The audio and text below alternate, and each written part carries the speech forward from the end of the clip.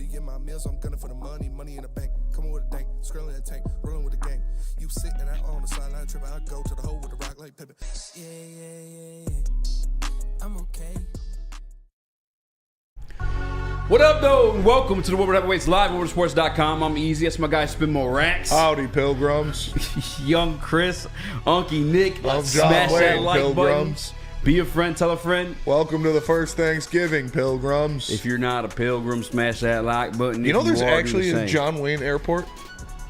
It's in Orange County, California. I flew in there, and there's a giant statue of John Wayne in the middle of it. Hell yeah. It's fucking America, dude. That's America. That's crazy. You know John Wayne played Genghis Khan? Yeah. Yep. just a white guy playing Genghis Khan? Yeah. And he was cold at football, but he, like, hurt his knee surfing. Nice. Because he was like a surfer, bro. Like, Yeah. John Wayne, bro. He hurt his knee surfing, so he, like, the football team took his scholarship away. Wow. And so he started acting. Yeah, I think I that's, think he's Italian, and like Buongiorno. changed his name to John Wayne, so it'd be more. Are you serious? Yeah, I gotta look this up. I forget confirm. what podcast. I think it was on Two Bears One Cave. They were talking about. Well, it. he's still alive? Yeah, no, I don't know. I Oh. don't think so. But no, they were talking about John Wayne. It was either Bad Friends or Two Bears One Cave that they were talking about it. I'm about to look up John Wayne's real name. Oh yeah, Marion Robert Morrison. Yeah, his first name's Marion. Wow. Yeah, imagine seeing John Wayne and calling him Marion. 1907 he was born. Damn. That motherfucker old as Old hell. as well. We got a big show for you guys. First and foremost, rest in peace to Chris Mortensen, legend of the sports broadcasting game. Yeah. Covered a lot of NFL teams. I remember being in front of the TV a few months we had cable and just wishing he'd come to the Detroit Lions camp and highlight our players. And shout out to him and everything he's given to the game. And yeah, rest in peace, Morty. Yeah. Rest in peace to Chris Mortensen. He's did a lot for the game of football, and he will be missed for sure. I was reaching out to a few folks to try to get them on this week because it's post combine, and that's when like the juicy secrets get traded down there, you know, between like trades and you know deals and whatnot. And I reached out to Jeremy Fowler because he's the one that put out like the Jerry Sneed, the Detroit Lions still interested or whatever. And his tweet, I already messaged him about coming on the show, and I saw his tweet was about like Chris Morrison. I was like, oh fuck, like, that's probably a bad time. Like, hey, so I sent a follow up saying, you know, sorry if it's a bad time. But I was like, does that make it worse? Kind of. No. Yeah. I don't think it makes it worse. Either way, rest in peace, Chris Morrison. Big show for you guys. Speaking of special guests, we did get a hold of one, and it's Ted Nguyen from The Athletic. He's a big film guy. He discovered Ben Johnson's brilliancy. Well, I guess you can't say he's the first one, but I think he's the first like media head to like hop on the train. At least nationally, at least I should say. He did a breakdown of Ben Johnson's run scheme that Spinny and I kind of went over back in 22, and I'm excited to talk about him. He'll be on around like 5:30. Aside from that, obviously breaking down stuff, takeaways from the combine. Oh man, I kind of want to save it for I guess when it's actually discussed. But Dylan Larkin will be out 2 weeks for Detroit Red Wings. So speak briefly on that one because we have a whole segment on it. Yeah, it sucks. It sucks for sure. You know, that's not what you want during when you're trying to secure your playoff berth. Good thing, you know, they got games coming up against the Yotes, so we'll see. We'll see if they make a move to bring someone over to kind of fill that role, or if they just call up one of the kids from Grand Rapids. Obviously, they're going to call somebody up. We'll see who it is, whether it's Casper Mazer or Berggren or Sarnik. I think it's probably going to be Berggren, and we'll see what happens, what goes on from there. But it sucks. It's a lower body injury. It doesn't sound like it's too serious because he's only going to be missing, 2 weeks. So it's not terrible. But I am, it's not what you want to hear. And that's not what you want to hear. What's something else you don't want to hear as a Detroit fan, Detroit Tigers fan specifically? Well, some people don't care. Some people took it to heart. Matt Chapman. Yeah. Signed away from the Detroit Tigers. Some people were pissed off about it. Some people didn't give too much of a shit. Where you at? Actually, Nick, let me go to you on this one because that's a guy you wanted to sign from the get. Yeah, I did. I mean, I just think he doesn't line up with what they want to do, but I still believe that Matt Chapman is a great player in this league. You know he brings it with the glove, but his OPS was down just a little bit last year, and it's a lot more swing and miss than I think Scott Harris really wants on his roster. I think that's why he ended up passing on him, and a guy like Jace Young in the minor league prospect. Like, he's going to get called up here shortly, so I don't know. We passed on him. I'm not thrilled, but I mean, it is what it is. It's Urshela time. Yeah, it's tough. You know, they signed a 3-year, $54 million deal. He is declining, like pretty hard over the past couple years. Not really a Scott Harris guy. He strikes out 15% more of the time than Gio Urshela does. So that's not something that Scott Harris is looking to do. And I believe in Scott Harris. I think he's making the right decisions. We'll see what happens this year. What was your initial reaction? Were you pissed off? No, not really. I mean, I wasn't all eggs in the Matt Chapman basket. I don't think that's really something too crazy to get upset about. Were you initially pissed off, Nick? 'Cause you literally wanted him here. Yeah, I was. Definitely. I mean, I just think you need big leaguers on this team. I mean, we did end up getting a guy like Gio Urshela later, but it doesn't excuse like he was hurt last year as well. So, I mean, hopefully he can play 150 games, but I guess we'll see what they want to do at third base. I mean, Ermanni has been ripping the baseball already in spring training, so I guess that's a good sign as well. So, yeah, I saw a guy, Chris Castellani, posted like a whole 5-minute rant on it. And I missed that Castellani. I miss fired up Castellani. Yeah. At least when it comes and I'm not the biggest baseball guy, but I enjoy Chris when he talks baseball specifically, because that's what he's most passionate about. He's very good at articulating things, and when he gets going, he's an entertaining guy. Yeah, he is. But yeah, sorry about that, Detroit Tigers fans, or maybe he did not. Maybe it's a blessing in disguise. Like you said, I think Ursula. Well, I guess I'm hearing from some people that he's just, I guess, equivalent to what Chapman is, towards Chapman's decline. Like they're like an intersection almost. Yeah, they're right. They're right at the same spot in their careers. Chris, you got any big baseball takes? I mean, this is just something that shook up the landscape. This is gonna really change things. So I don't even think I should speak on it because everybody knows how big of a deal this is. So, yeah. I agree. Like I said, we're going to talk about the NFL Combine, both with Ted Nguyen from The Athletic, if you guys missed that a little bit earlier, and ourselves too. One takeaway from the Combine. There's actually two takeaways from the Combine. First of all, Xavier Worthy out of Texas broke the Combine 40-yard dash record. Yeah, it was what, 4.21? 4.21. I want it. I knew. I don't want to say I knew right. By the way, it was his second attempt too. Yeah. He had already ran, I believe he tied it the first time around. Or no, I think he ran it was something right around there. Like a 4.28 or something like that. Yeah, or 5 or something like that. And then he, unofficially, 2.2. But I always know the unofficial record's always 1/100th off. It always is. So I'm like, dog, he probably just broke that. Yeah. And sure as shit, he did. And he didn't get hurt doing it. He didn't get hurt doing it. Like John Ross did. Yeah, so John Ross got hurt during his? I didn't know that. Yeah. He got ticket number 9th over after that. 9th overall. I didn't know that. Yeah. And he was nothing. So Russ posted it over the weekend. The guys with the fastest combine times. Not a single one. It's good. Well, Chris Johnson. Yeah. CJ2K. Let me find that tweet. He was the fastest 40 time until John Ross broke it. And he was pretty damn good. Yeah, CJ was a beast. But what do you guys think J-Mo would have ran? I don't know, because I feel like J-Mo's more long distance than he is I guess 40 yards pretty long. 40 yards pretty long. Yeah. Take a minute to get going there. That was 20 through 40. I think he would just he would be flying. He probably would have ran a 4.2 something. Yeah, probably. What did Tyreek run? Does anybody know? Was he invited did to he the combine? run? Oh, he might not have been invited to the combine. Let me see. It might be up there. I did, and I do intend. Actually, I'm not gonna say that. I don't want anyone to steal a tweet that's listening before I can get to it. But there was one out there that surprised me, and I'll tweet that in conjunction with somebody that's Antonio Brown. I got Antonio Brown's 40 and then someone else's 40. I'm going to tweet them together. Tag AB. I'm sure I'll get a reaction out of it from him. Yeah, probably. Because he's big on reaction stuff. Speaking of reactions, the biggest reaction from Xavier Worthy's 40 time was his mom congratulating him, and obviously, as she should be, proud of him. Took to Twitter, posted it. That kind of went viral because, Chris, if you can, this is his mom. Xavier Worthy's mom. Bruh. Damn. Bruh. You know what? Let me hit that. I mean, how? How? She must have had him at 13. Young as hell. She looks really young. Fine as gorgeous. She is gorgeous. One of the first replies to her congratulating her son, breaking the 40 record was, "Damn, that's awesome. What's your number though?" And so on and so forth. I quote tweeted it with a Zach Wilson pick, and I tweeted under hers with a Zach Wilson pick, and I was like, "What if he's he might end up a Detroit Lion? Let me relax a little bit. I don't want to, I don't want any hostilities." I mean, I'm sure people know they got hot moms, even if they're Lions. Yeah, but what's I don't. How do you Hutch's live? mom's pretty hot. Yeah, Hutch's mom actually is really gorgeous. Yeah. I'm trying to think of anybody else who's got a real hot mom. I don't think his mom went viral for being hot. Like this kid's mom went viral. She definitely went viral for me, and rightfully so. She's fine. Yeah.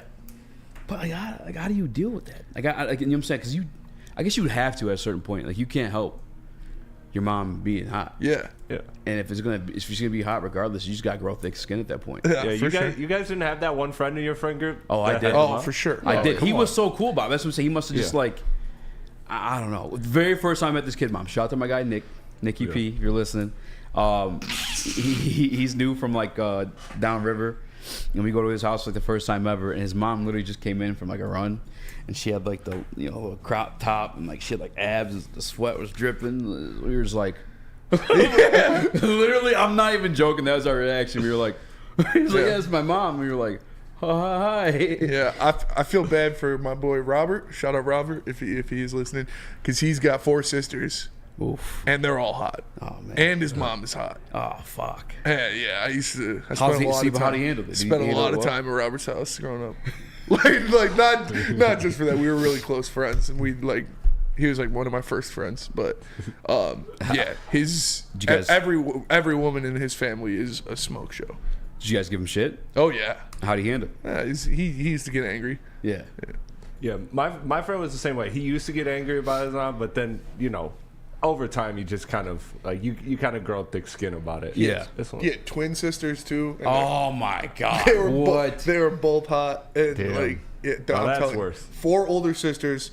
Like we're like our families are like the opposite. Like I have 3 brothers and a sister, and he's got 4 sisters. He's the only boy in the family. Yeah. And like, and you're kind of looking at your sister's a little bit older. Yeah. Like she's probably gone out of school by the time you were there. No, she's only 2 years older than me. Oh damn. Yeah. So 2 years of. Yeah, but his. I'm just telling you, I feel bad for like his twin sisters both hot. 2 older sisters other than them, both hot, and his mom's hot. Yeah, I wouldn't know how to. I don't know how to fathom that. I don't have to deal with it. Thank God. Nick, you got a hot mom story? Silky Johnson, y'all talk like some 12-year-olds. This one's because we find women attractive. Yeah, sorry, bud. Yeah. This one's about Xavier Worthy. I mean, there were the rumors came out about him, his mother, and Josh Gaddis, and that's the reason why he did not go to Michigan. Josh Gaddis came out and said it was about admissions, but he was originally committed to Michigan. That's right. I don't know if anything has ever been confirmed. No way. But that was speculated. Josh in Gaddis the past. clap cheeks. 100%. It was speculated. It was speculated, and now seeing Xavier's mom, damn. But yes, it would have been nice to have him on the Wolverines, but luckily they were able to win a natty anyway. But he was a How baller high at do you think he Texas. goes in the draft because of his 40 time and his hot mom? So that's a great question, man. Because I was looking at like the tweet that Russ shot out, and then I didn't realize how many of those guys actually still went in the first round. Yeah. And it was like, I mean, correct me if I'm wrong. Again, I'm not a big college football guy. Up until like this time, then I watched a lot of that stuff. Mm-hmm. Was John Ross He was good. He was good in yeah. college. Yeah. I mean, this kid was good too, though. Yeah. I could see him going first round. I mean, I honestly think this kid has better odds to be something as a speedster versus like all the other people. Just because like watching. He's also got hands. Yes. Yeah. Yes. His teammate too, by the way, AD Mitchell. That kid, I like him a lot too. Mm-hmm. And that's a guy I'm thinking that could be their back half for the Detroit Lions. I just feel like he's in the Amon-Ra St. Brown position. I don't know if that's something they're going to indulge in, but we do know the Detroit Lions were taking visits. I did see Michael Lucci's post underneath one of the ones I had when I posted there, like visiting wide receivers, and there's differing lists between Pride Detroit and Jeff Risdon. So I reached out, and Pride of Detroit is like official, like official formal visits. Yeah. Where Risdon's more than likely probably just informal. We're still probably had conversations. They definitely had an official visit that went well over the weekend, and we're going to talk about that later with somebody that Nick likes in this draft. I know Nick likes him a lot. Yeah, I don't know if you saw this, Nick. You'd be excited to talk about that one. And the Lions met with him, and I guess things went very well. So we'll see what happens there, but. First things first, let me tell you about Planet Fitness. Planet Fitness is the home of the judgment-free zone where anyone, and we mean anyone, can feel comfortable and work on their fitness goals. At Planet Fitness, you'll experience a squeaky clean gym that has tons of equipment, a full-body workout in just 30 minutes in the 30-minute circuit, and all memberships include fitness training. You get all this for just $10 a month, no commitment. No matter where you are, there is a Planet Fitness nearby, more than 50 in Metro Detroit and thousands more throughout the world. Planet Fitness, where your fitness is essential. Love Woodward's sports? Love wearing clothes? Then you should be wearing Woodward Sports clothes. Check out our full line of merch at woodwardsports.com. Just click on shop. We have all your favorite designs, like Dan Campbell kneecaps, Woodward golf, and of course, our own logoed out merchandise. Men, women, infants, kids, all love Woodward Sports. Impress your friends. Impress your boss. Impress your dog. Buy Woodward Sports merch today.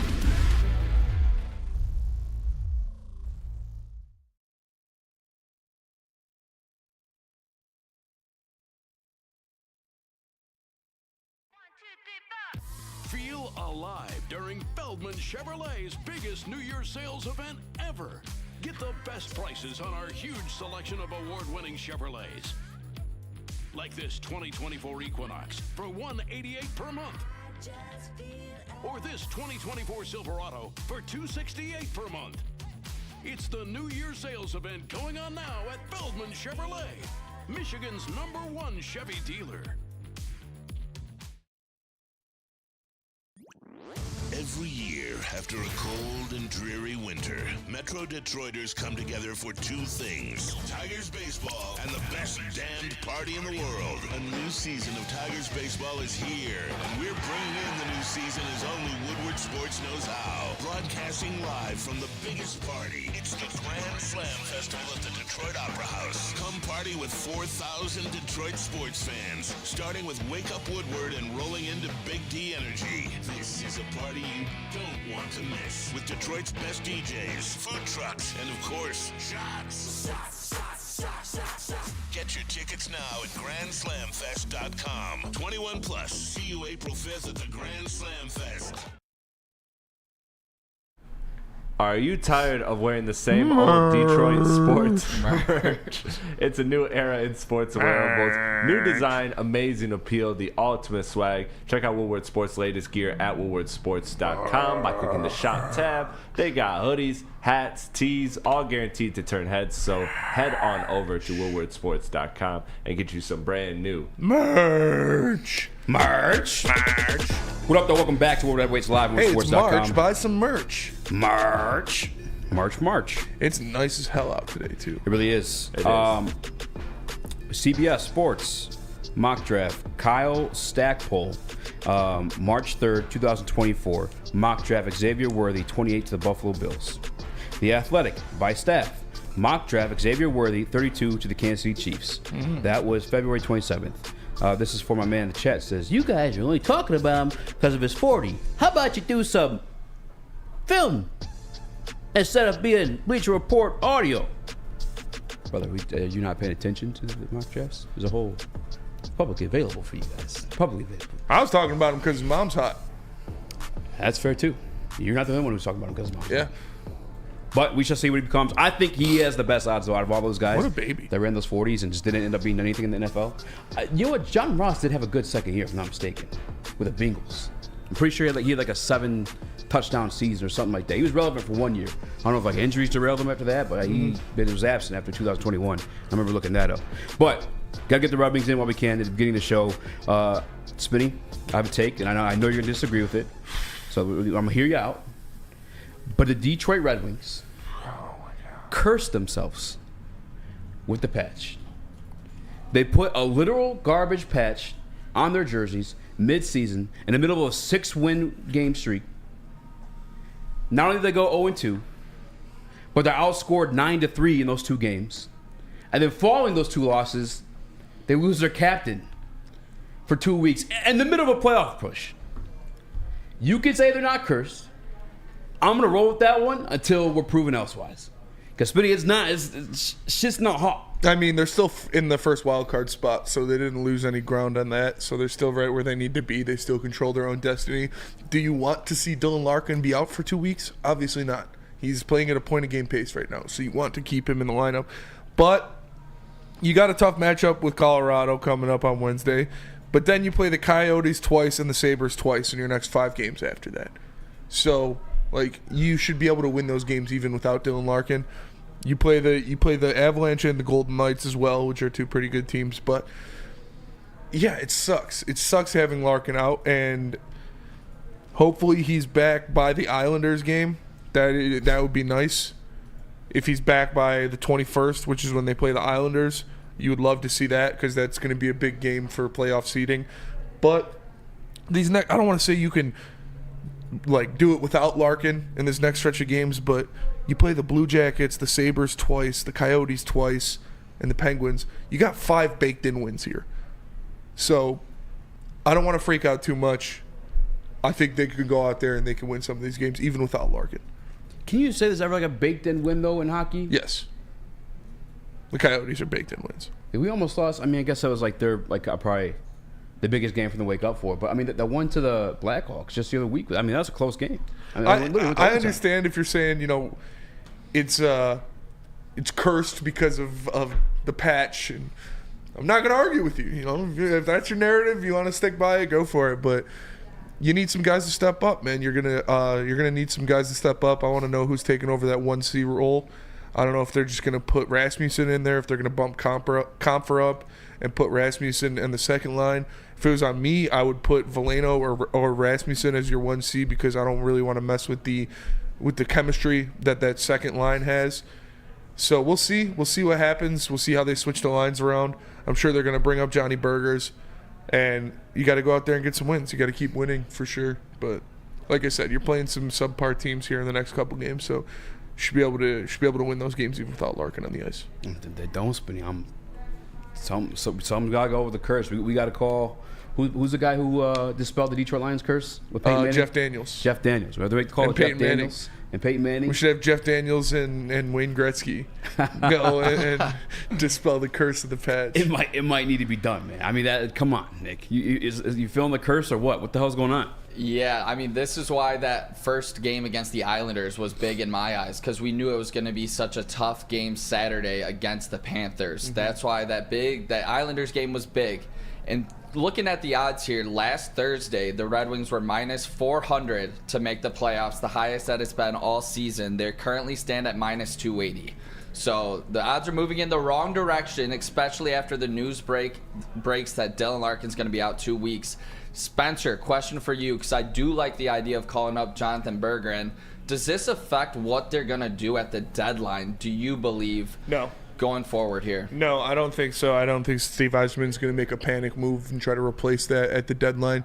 If he makes a move at the deadline, it's because he was already going to make that move, and I don't think this weighs on him as it's a 2-week injury. It's not the end of the world. You know, he's going to miss 4 games, 5 games. So it's nothing too crazy, but it's not going to affect what he does at the deadline. If he was going to make a move, he's still going to make the move. If he wasn't going to make a move, he's still not going to make a move. You got plenty of people that you can call up and you can kind of keep the ship afloat without your captain. But Larkin, we need you back, brother. So rest up, heal up, be ready to go.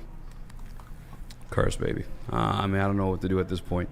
And you, I know we got these cupcake ones, but this is 2 weeks worth of injury spinning. We got some tough sledding after that little subpar patch you're talking about. Yeah, he'll be back. The He'll be Avalanche back coming for up. those. I mean, Yeah, like I said, you have a pretty easy stretch of, I don't want to say easy because nothing's easy in the NHL, but you have a good stretch of hockey until about March 28th, and then you go on a really tough stretch. So just need him to get healthy by then, and then we should be good. Christopher, how about that hockey, brother?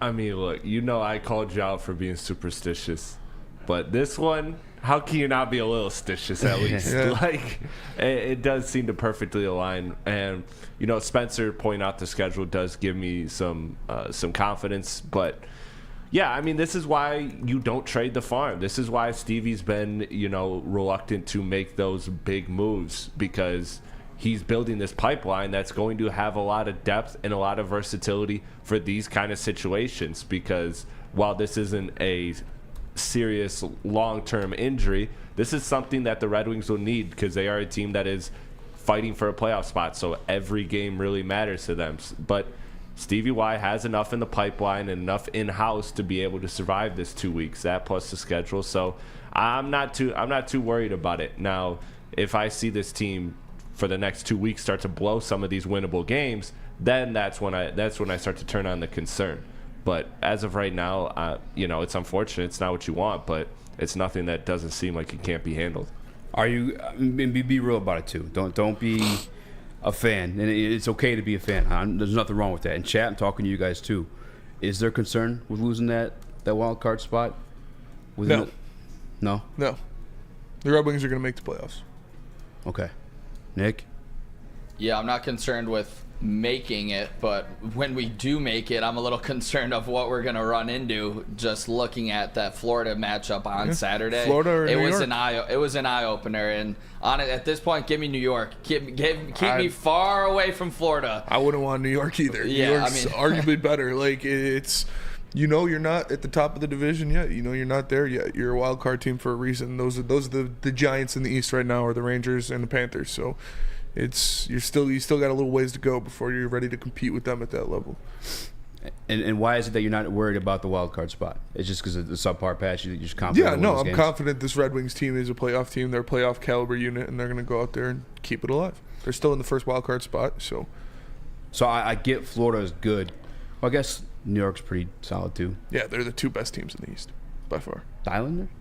No, the Rangers. Yeah. Well, that's what I'm saying. Our 2-game loss though. Oh yeah, the Islanders. We just showed up flat. It's a 6-game win streak. You're coming off of that. You showed up. They come into your house. They need the points more than you do, and they outplayed you.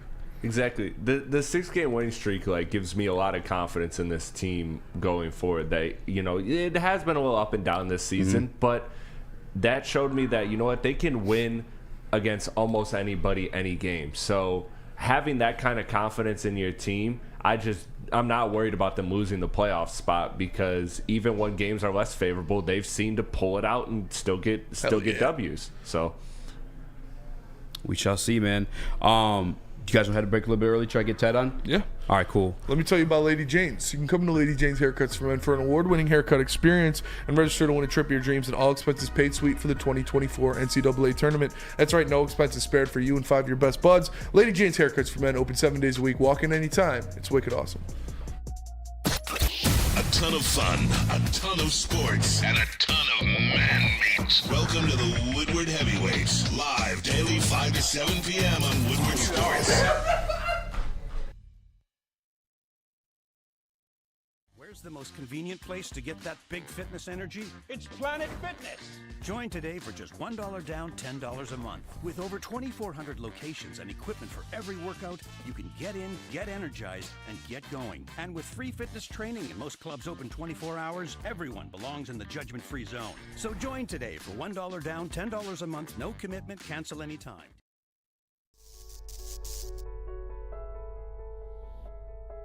We've just received word.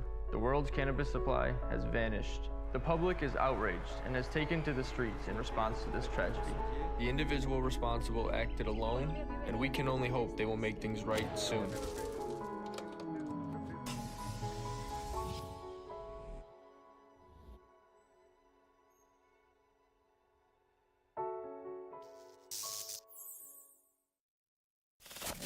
We don't like to brag that we are the toughest sports network in Detroit, but we do have a guy named Darren McCarty on our side.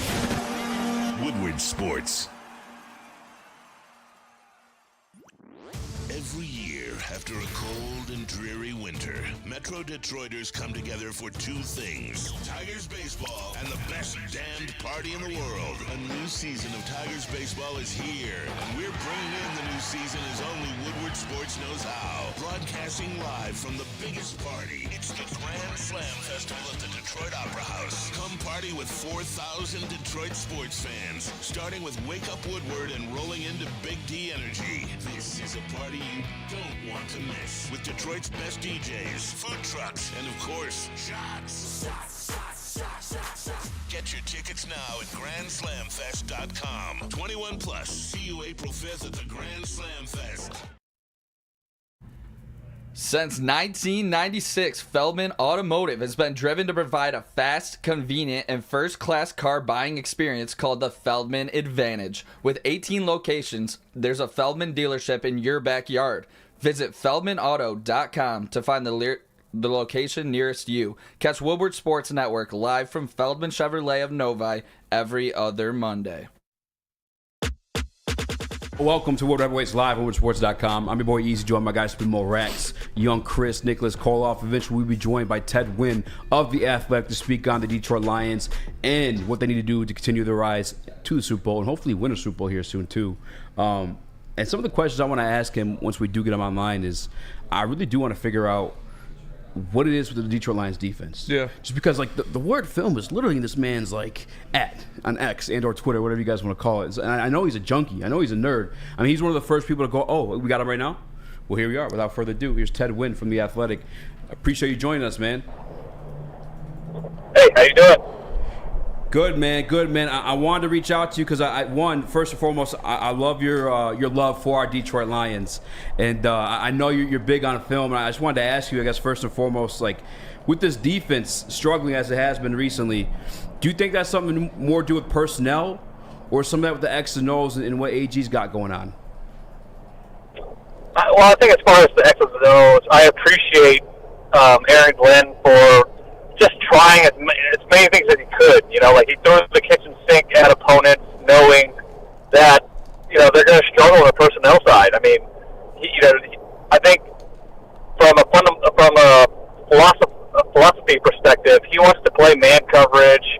He wants to get into those receiver spaces, but due to the injuries and just the lack of talent on the corner position, he wasn't able to do that. So they try to, mix it up in the secondary. They tried different blitzes. They tried whatever they could to try to mess with the opponents. And I think you saw sometimes they were successful and they really got guys out of rhythm. And sometimes they just got like in the second half of the Niners game, I think talent took over. So it's definitely a personnel issue. It's hard to put too much on Aaron Glenn, but I will say that he's at least trying a bunch of different things. At least he's not just sitting back in one coverage and just getting murdered, And sticking with that defense, a thing that the Lions struggled with, or they have struggled with over the past couple of years, is maintaining and kind of controlling rushing quarterbacks. Is that something that is a scheme thing, or is that just an NFL problem with guys that can get out of the pocket and make things happen? I think partly it's an NFL problem, but I do think the Lions are just a very aggressive defense. And sometimes when you play a very aggressive style and you play a little bit more man coverage, then you're going to be susceptible to rushing quarterbacks. Sometimes you got to rush out of your lane trying to create a pressure. And if you're playing some man coverage, then you're going to have your back turned to those quarterbacks. And also when you're trying to do a bunch of blitzes and have all these complicated designer schemes, it's hard to be very fundamentally sound against option plays and that sort of deal. Nah, I know you watch tons of film all across the league, and one of the more national stories for our Detroit Lions right now has been Sneed. And here in Detroit, we've listened to the press conferences of Brad Holmes. He's been big on not spending too much on external ads because of the risk there. Now, would they put the franchise tag on Sneed? Do you think that'd be a smart move for Lions to, I guess, give up assets and then reset the cornerback market with a guy of Sneed's caliber? Like, does he fit that aggressive defense here in Detroit? I think he fits what Aaron Glenn wants to do perfectly. As far as being a man press corner, there wasn't many guys better than him last year. He could play inside, outside. He could play a little safety if you need him to play safety, and just the way he shut down some of the top threats in the league was just so impressive. And obviously, there's always going to be a risk when you move away from a scheme as good as the Chiefs and you move away from a defensive coordinator like Steve Spagnuolo, who is so creative in his usage. But just as far as just a pure talent perspective and what he does well, I think he fits what the Lions do. And if you really want to go for a home run and you really want to put it all in one basket this year, I think that's the type of move that you should make. And not flipping to the other side of the ball, a couple years ago you did a amazing breakdown of Ben Johnson's run scheme and what the offensive linemen are asked to do in this blocking scheme. And looking forward to the draft, I've been pretty high on grabbing an interior offensive lineman there in the first couple rounds. I've really in love with Cooper Bebe out of Kansas State. Hey, Bebe. How challenging would it be for a guy to come in out of college and be an immediate starter at left guard in the Ben Johnson blocking scheme? I think it is pretty difficult because they run so much. They run a little bit of outside zone, a little bit of inside zone. They run gap scheme. They run their own creative kind of designer runs that Ben Johnson has. So it is a lot for a young rookie to come in and have to pick up that entire scheme. Not that it's impossible to do, but it's difficult. And, maybe that is something you want to do, and maybe you're willing to kind of suffer through those rookie growing pains early in the season because it's going to pay off dividends later in the season. I mean, the Lions are a team that wants to go deep in the playoffs. They want to be a Super Bowl contender. So, maybe it's worth it to go through those rookie growing pains early on. Maybe you feel like your offense is talented enough to kind of deal with those issues, and it'll pay off dividends later in the season. I mean, if that's your only avenue to upgrade at that guard position, or then I think that's what you have to do. Now, sticking with that Detroit Lions offense, you and I are both everybody, I should say, are big fans of Ben Johnson, what they got going on. With that being said, the offensive line included, actually, keeping Jared Goff clean, where do you think the Detroit Lions should value him with this contract coming up? Granted, like Ben Johnson being so involved with creating I feel like a dynamic scheme for him and almost any quarterback, and the offensive line versus, I guess, Jared Goff being a top-tier guy, or I guess paid like a top-tier guy. Where do you value him on the open market? What type of contract would you give him? Yeah, I mean, that's going to be that's one of the most difficult questions, I think, for any general manager or any front office decision maker have to be. Like, how much do you pay a quarterback that isn't quite elite, but is very good? And obviously, he's putting up elite type of numbers in this offense with an elite play caller. Like, how do you separate the player from the environment? And that's very hard to do. I mean, obviously, you can't let Jared Goff walk. I mean, that'd be like a crazy type of Moneyball type of move. But you at the same time, you have to pay him to keep the stability. And they're there every day with him in the building. They know what kind of player he is. I do think he has made some legitimate improvements from the time that he was a Ram. But I can't put him into that top 5 upper echelon type of quarterback. But you might have to pay him that type of money to keep him around. So it's going to be a difficult negotiation. I wish I could give you a better answer for this, but it's one of the more difficult questions that any football decision maker has to make when it comes to this exact type of scenario. And sticking with the contracts on that side of the ball, we just saw Mike Evans ink a $26 million a year contract to stick with the Tampa Bay Buccaneers.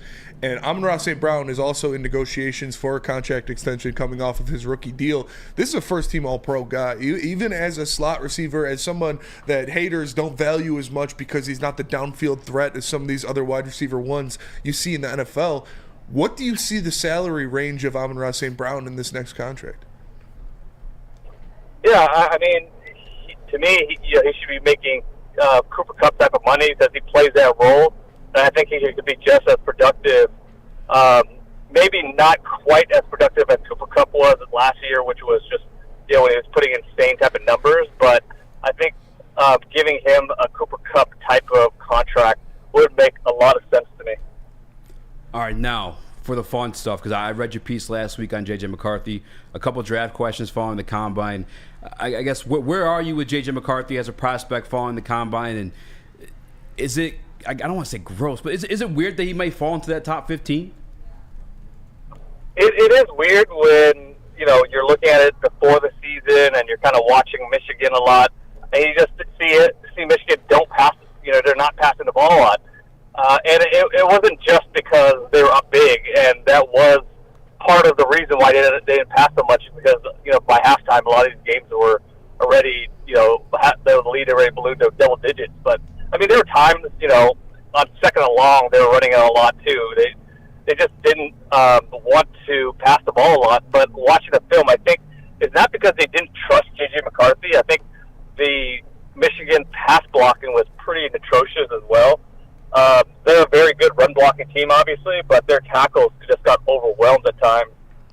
But when you watch J.J. McCarthy, and when I sat down and really broke down the tape, I saw first-round type of talent. He has a rocket arm, throws with a ton of velocity, supreme athleticism. I mean, he's not running a 4.3 sure he's not like in that Jaden Daniels type of guy, but he ran one of the best 3-cone times for a quarterback in the last 10 years or whatever it was. So he's right on the ground. He could make throws on all 3 levels. And I think the most encouraging part of his tape is he works really well under pressure. He sidesteps pressure. He can get away and make plays out of structure. And I give him more of a second-round grade just because there's just not enough film of him making high-level passes and being a nuanced passer, deceiving coverages with his eyes and things like that. You don't see that, but you see the potential for it. So I gave him more of a second-round grade, but I know he's going to get, somebody is going to put him in the first round, and he might even get drafted, just outside the top 10. And there's some rumors floating around that he might even be a top 10 quarterback. And we appreciate you joining us. Of course, like your knowledge, it's amazing to have someone with your knowledge on the show. And before we let you go, I do just want to ask, do you think it is more likely for Brad Holmes and the Detroit Lions to move up in the NFL draft or to move down out of the first round? Because we've seen him do both. I would say, I would say simply because it seems like this is a year where you really want to put all the chips on the table. If there's a prospect that you really love, go up, get him, get an instant impact guy, and add to that, core group of young guys from last year. And if you get another impact guy or two in this draft, the Lions are going to be, right there in the NFC mix again, and they might even be Super Bowl contenders. Ted, is there any top tier guys that you can see falling towards that back half of the draft? I guess specifically on the defensive side of the ball. I think I am blanking on his name right now, but the corner from Toledo, Quinyon. Mitchell. Yeah, Quinyon Mitchell. I think he fits what Detroit wants to do, and he might be in that range where maybe they can move up to get him, or maybe they can sit back and draft him. But I think he's a guy that can make an instant impact and really fit exactly what Aaron Glenn wants in a corner. I like that. That was an official visit for him at the Combine, formerly too. So yeah, I appreciate that. Ted, any articles you got dropping or anything you want to plug before we let you go? Yeah, I'm just writing an article about who the quarterback 2 should be. There's some talk that Jaden Daniels might be the guy. So I'm just weighing his skills with Drake May and trying to come up with who's quarterback 2, and that should come out on Wednesday on The Athletic. Ted, man, I really appreciate you taking the time.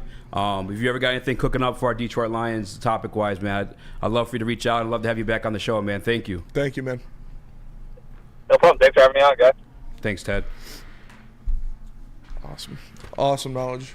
Love having those athletic guys, man. They do it better than they really do. 90% of the journalism world out there. I swear, The Athletic is very, very good at what they do.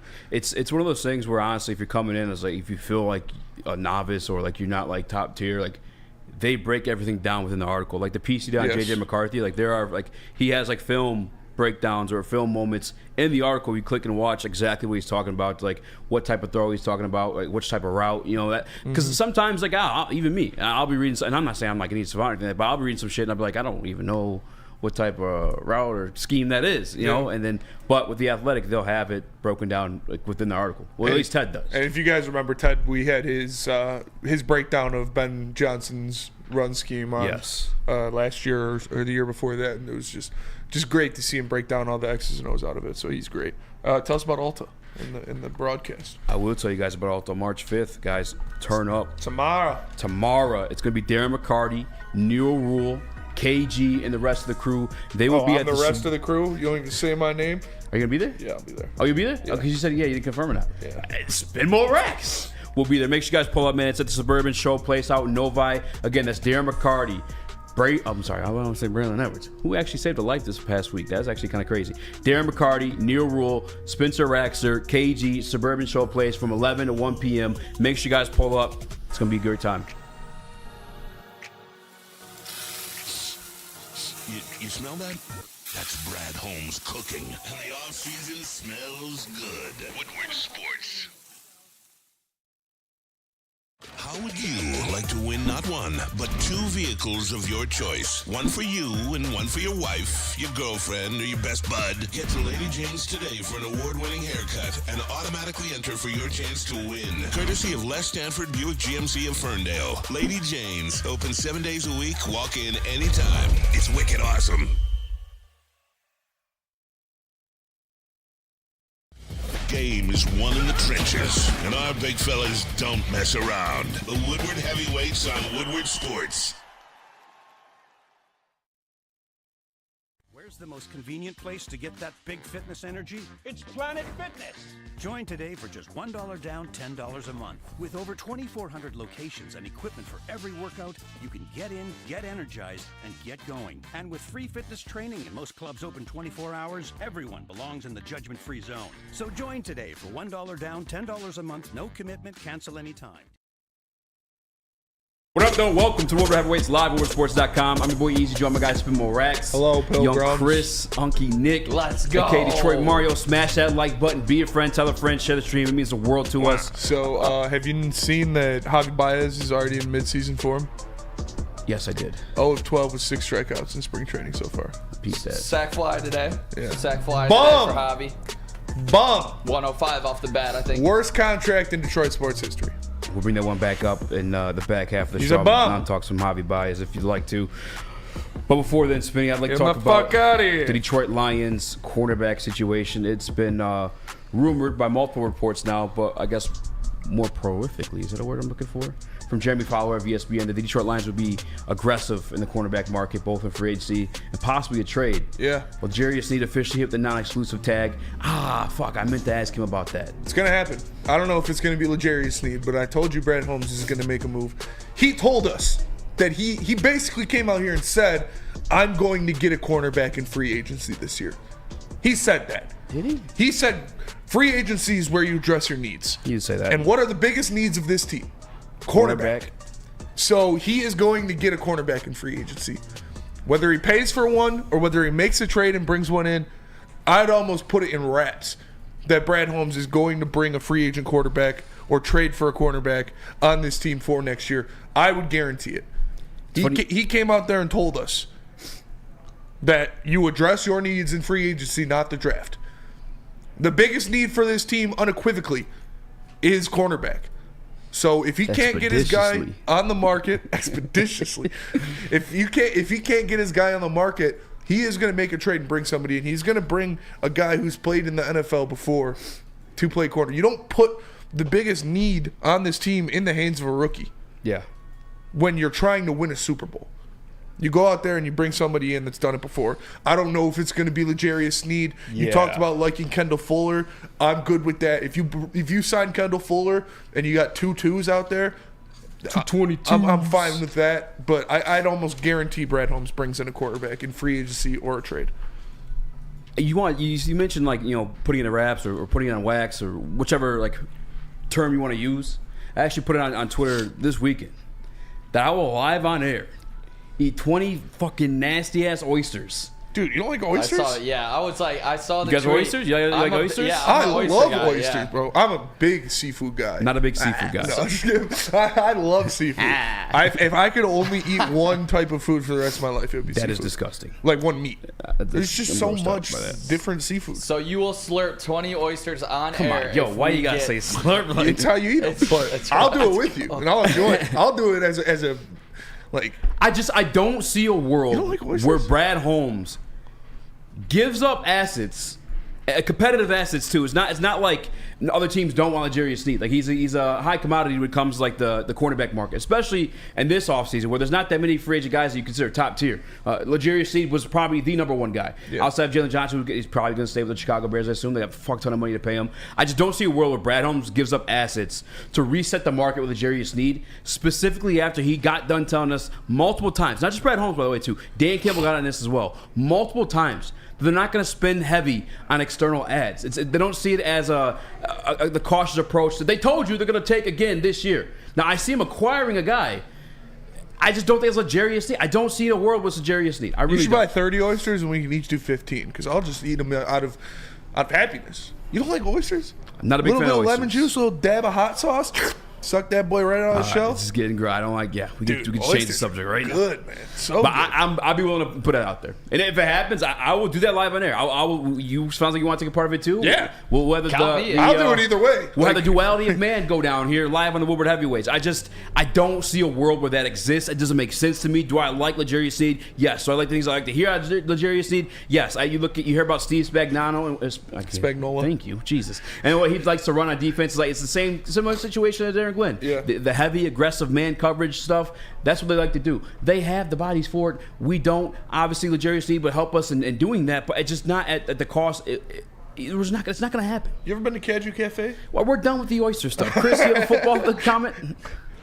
Yeah, I mean, when it comes to this rumor, like, it could be a Brad Holmes smokescreen, but I think there's real truth to it. I think he's at least very much looking at the value of acquiring Sneed or someone of that caliber. You know, I've been pushing that train for weeks. Okay, if the DB is not in the draft that you want and there's no high-tier free agent that you think is realistically gettable, then you're going the trade route. Now, my only question is, and I know it's different because it's not necessarily right within your division, but the Chiefs have aspirations of another Super Bowl, obviously. Mm-hmm. What do you think those negotiations look like with the Lions, who they know are a team that not only beat them last year, but were in the Final Four? I'm not saying that they wouldn't do the deal. I don't care about that. You don't think so? No, you don't think that gives any hesitation to the move? No hesitation at all. I don't think you don't worry about that as a Chief. The only things you worry about in that situation are like inner division. Is the Chiefs might not want to do this to give him to the Chargers, but like if he's going to the Lions, they don't care. It's a different division, different conference. Yeah. They're not worried about that. I do think though that I don't know, man. They said a day two pick could get it done. So if you're would you trade a second round pick for L'Jarius Sneed? I really would. Yeah. I really don't mind. You just don't think Brad Holmes would? Like, obviously, I wouldn't be in love with it. I think it'd be more ideal because that's the other part of it too. When you're talking about like a trade for L'Jarius Sneed, it's going to be a competitive market, so maybe it gets raised to a second and/or first rounder because of that. But like, you got to factor in teams. He's going to have to get paid right after. Like that's part of like the equation of this, and that's where it's like I feel like the trade loses value a little bit. If it's a day two pick, yeah, I guess I'd be more comfortable with it. But Brad Holmes point blank told you. He's not going to spend money on external ads. I guess big money. He's going to pay the guys internally before that ever happens. So especially if there's not an Amon-Ra St. Brown contract like made official yet, or Jared Goff, or like well, they didn't pay Kendall Vildor, huh? And so they didn't pay Kendall Vildor. So there goes paying the internal guys at cornerback. Well, yeah, but I'm talking about just like in general, like the big money they're going to spend. They said that's going to be like spent internally before anything else. The Amon-Ra St. Brown contract has yet to been announced. He's getting it. It's L'Jarius Sneed's not happening. I would just get it out of your minds, guys. I really would. I don't know why anyone would hype themselves up after literally hearing Brad Holmes say these things. It just doesn't make sense. Oysters? I don't like oysters. Nick, what were you about to say? Oh, nothing. I just know our day two pick, I mean, it's pick number 61, so it is at the back end of round 2. I would 100% give that up for Sneed. I'm all in on that. We talked about the contract. It's like, is it going to be closer to that $20 million mark, or is it going to be closer to like 16.5, 17? You know, so that is like a big difference to me that I would rather give Amon-Ra St. Brown, so I want to get this deal done before this. I believe on the non-exclusive tag right now, it's like $19.5 million. It's going to be $20 million. St. Brown is getting his money. He's getting his bag. Yeah. You don't got to worry about that. He's going to be like, they're going to ink him to, it's going to be a 4 or 5 year extension, something like that. It's going to be around $27 million a year. It's going to happen. The keys of wisdom in Woodward Sports Chat says trade route is the least desirable way to add a cornerback. I actually don't believe that to be the case. I just believe that to be the case when it comes to L'Jarius Sneed. Because not only are you trading, you're literally resetting the market at the cornerback position. Like, he's getting paid $20 to $19 million per year. I promise you. If that doesn't happen, same thing. I'll eat the oysters. Free Rio. What up, Chris? I hear you, Eazy, but this is the part of team building that everybody has to factor in, is what are the other avenues, right? And I know we've talked about them before, but that's where we're at with this. Sometimes you have to make a move that you don't necessarily love. Yeah. Sometimes that's the move that you have to make. Like, team building is like, okay, if you're not getting Sneed, then what's the alternative? We've looked at the free agent market for cornerbacks. We've looked at the draft for cornerbacks, and we talked about not wanting to put that expectations of a Super Bowl on a rookie starting cornerback. Yeah. So this may be the option that might not be the prettiest, might not be the most preferred. I can see a trade. It's just not going to be luxurious, man. I'm telling you. That's what I think too. That's what I think too. I've been saying trade for weeks, but I'm saying this is why you team build. This is why you're leaving no stone unturned. He's looking at the value. He's seen if the value. He's probably looking at other cornerbacks around the league and other trade talks for different corners. And he's saying, okay, he's weighing out the value. Maybe you get a little less for Sneed or less than expected. It's all about every team has their own positional value of what they need. What the Chiefs are looking for might be different than what the Chargers are looking for. That's team building. But if you're not going Sneed, then you got to look at the alternative. And what, in your eyes, is the alternative? Another trade for a different corner? And yes, exactly. And I'm going to combine these two things between what you said and what both Chef Talks NFL said. He said, to be fair, speaking sports, he said the reason is because you just don't know these players. If he feels comfortable meeting with Sneed and knowing he is a grit guy, he might make the move. No, he's not making the move. He's not resetting the market. But, speak about knowing guys and trading for guys. We talked about it beforehand, Marshawn Lattimore. Yes. And we kind of dispelled that because he just renewed his not renewed his contract, but he renegotiated his contract with the New Orleans Saints early January. Well, that's one of the names Jeremy Fowler put out there that may also be in the trade market at the cornerback position. Now, you want to talk about knowing a guy and being comfortable paying him? One, you just eliminate the paying him part. I mean, he's already under contract. Yes. Two, you know him. You have Dan Campbell. You have freaking AG, who was literally the secondary coach in New Orleans, where he performed extremely well. I'm being told we got to go to break. Let's go to break, come back. Let's talk about the possibilities of adding Marshawn Lattimore. Chat, I want you guys active. If you know the number, call the number, speak your piece on it. Even if it's on the Jerry Sneed, I want to hear from you guys, but not before we tell you about Jack Labrador. Jack Labrador. Football season is officially over and spring training is here. However, Jack Labrador is 24/7, 365 days a year. Learn how to play on your phone at jacklabrador.gg. 2 new symbols and a franchise-changing three-point play. And remember, once you go Jack, you never go back. Go to jacklabrador.gg now and join in on the fun.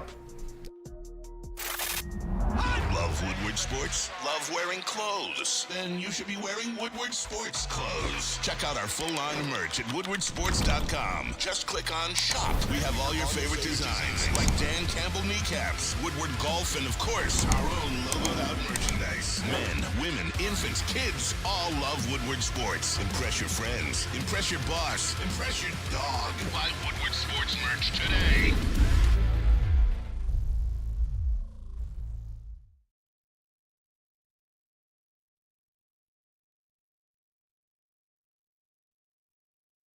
At work and at home, we're there with smarter security solutions.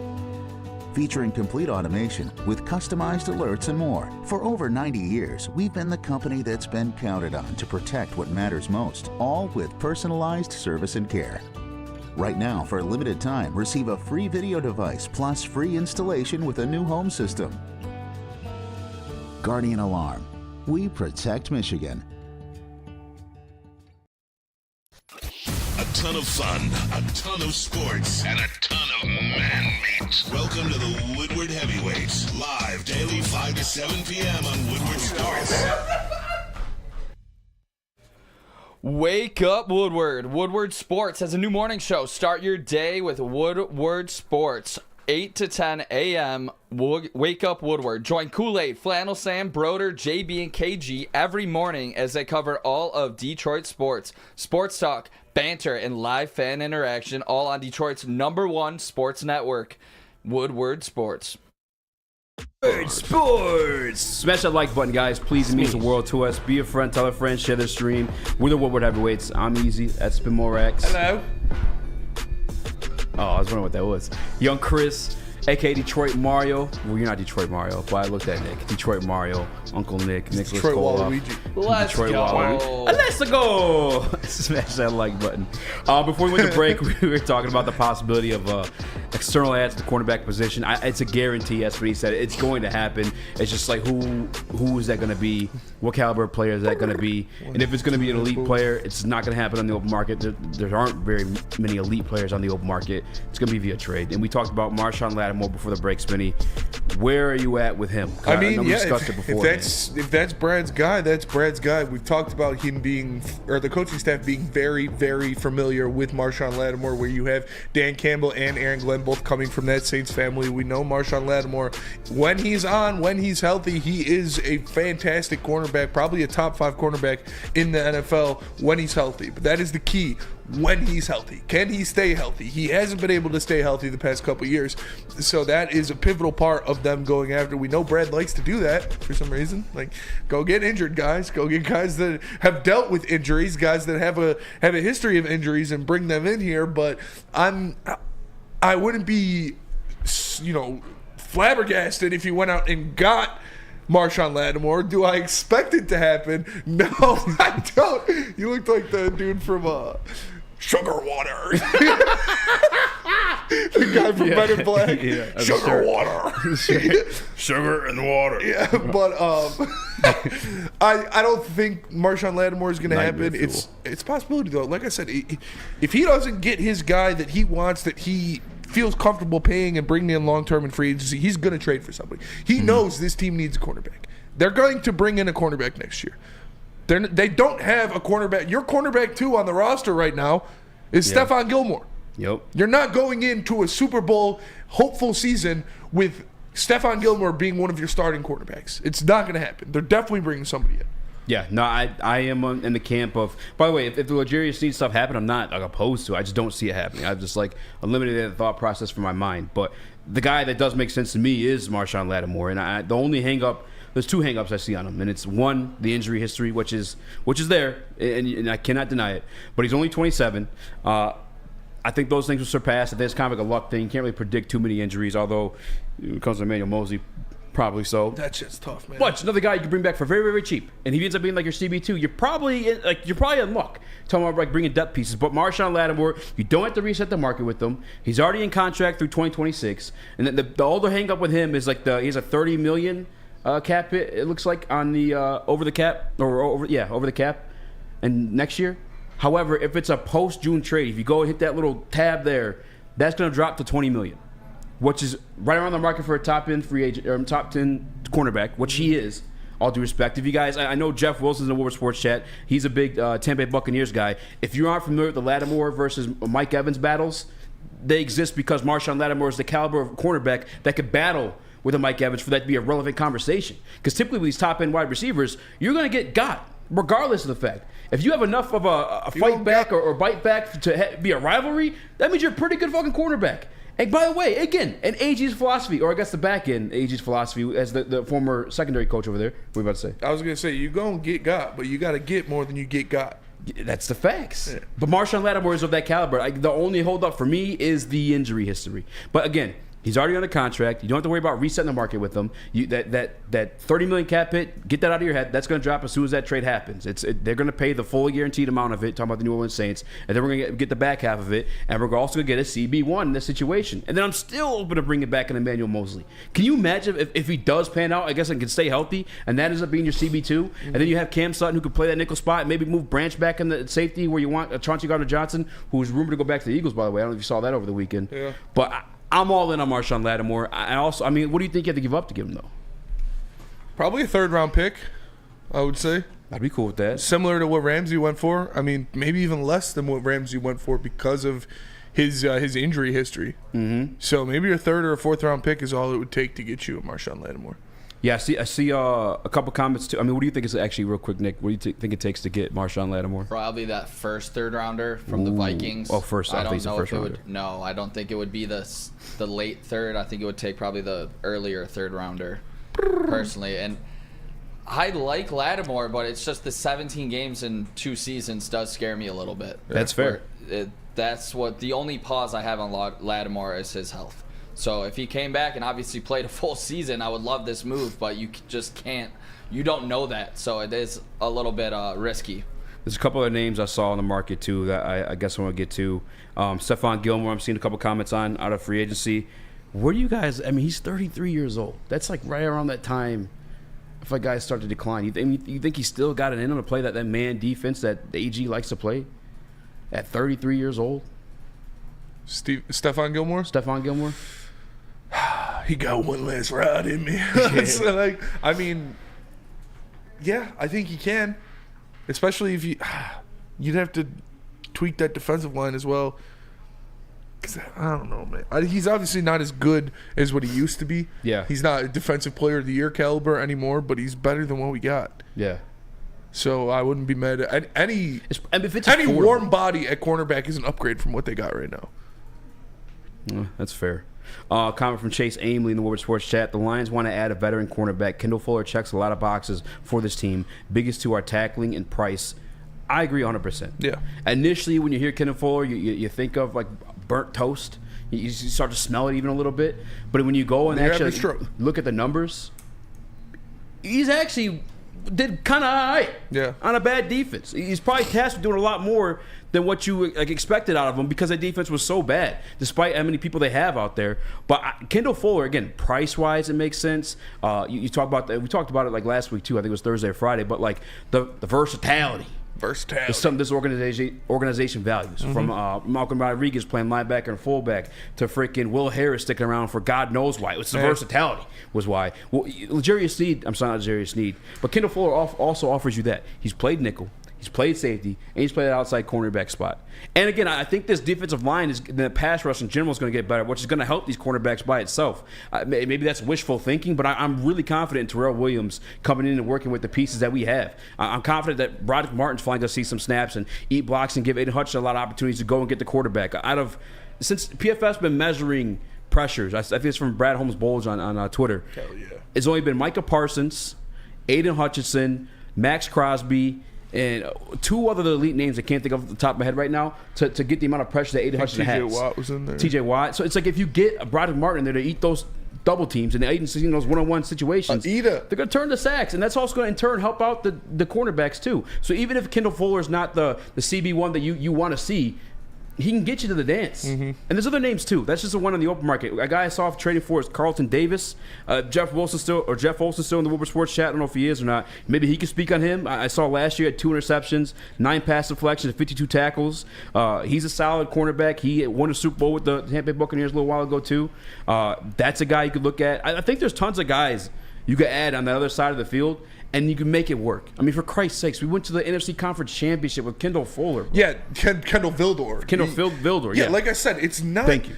It's not this thing where you need the best of the best, or you need this top tier guy. You need a L'Jarius Sneed to be bring in here. You need somebody. You need, like I said, a warm body. You need a guy out here who is a veteran that can play cornerback and that can cover people. Like Cam Sutton is solid on the opposite side.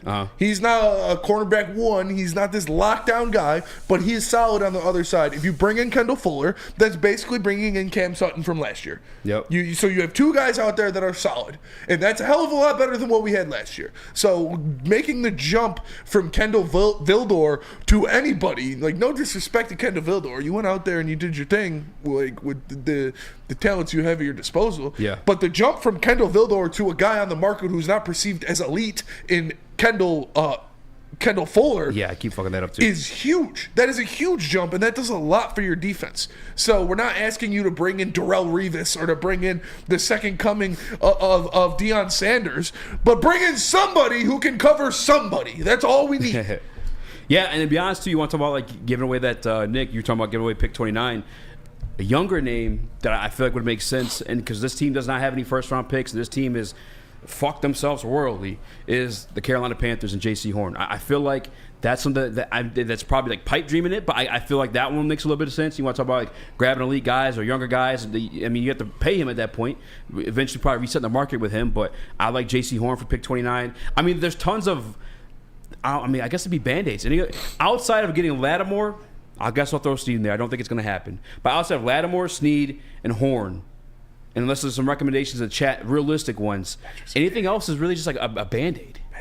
They're not trading Patrick Surtain.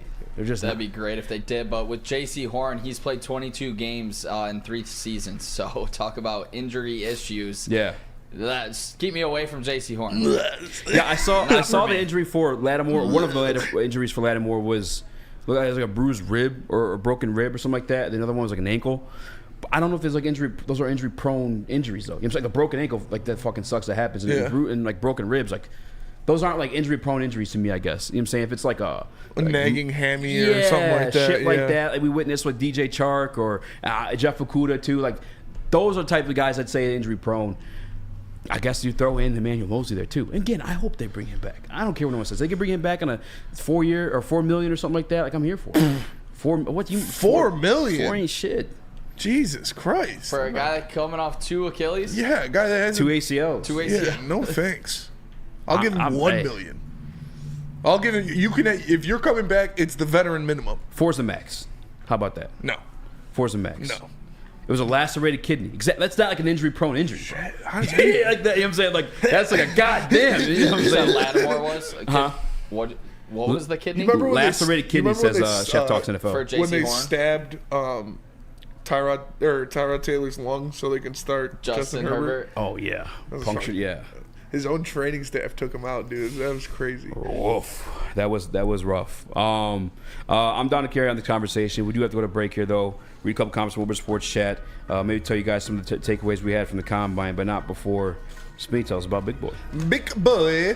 Coming to Big Boy because Seafood Fest is back. Catch it while you can. Dive into fish and chips or their Parmesan crusted cod, perfectly fried clam strip platter, or delicious fish sandwich.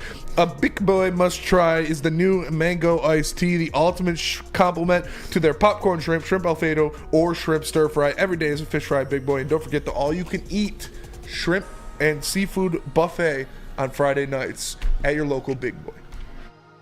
Stop searching for a vehicle and start finding one. Les Stanford Chevrolet Cadillac makes it easy. We harness the power of multiple dealerships and own the biggest selection of GM brands in the area to get you the car you need. With the Les Stanford Group, you'll have access to 4 different dealerships, providing you with more makes, more models, and more choices. We're connected to more than 1,000 vehicles. And with so many high-quality CPO vehicles available, you'll find new car quality at pre-owned prices. You can start and end your search at lesstanford.com today. We don't like to brag that we are the toughest sports network in Detroit, but we do have a guy named Darren McCarty on our side. Woodward Sports.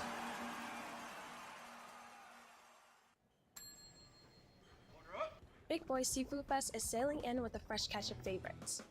Dive into fish and chips, our new palm-crusted cod, perfectly fried clam shrimp platter, or a delicious fish sandwich. Try our new mango iced tea, the ultimate complement to our popcorn shrimp, our all-new fried pickles, shrimp Alfredo, or shrimp stir fry. Experience all the sea has to offer every Friday night with our all-you-can-eat seafood buffet. Every day is a fish fry, only at Big Boy.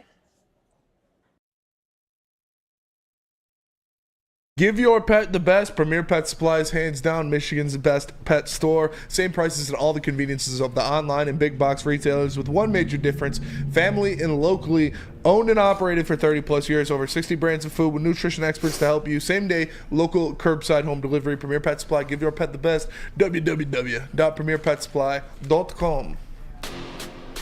What up, though? Welcome back to Whatever Waits. If you haven't already, please make sure to hit that like button.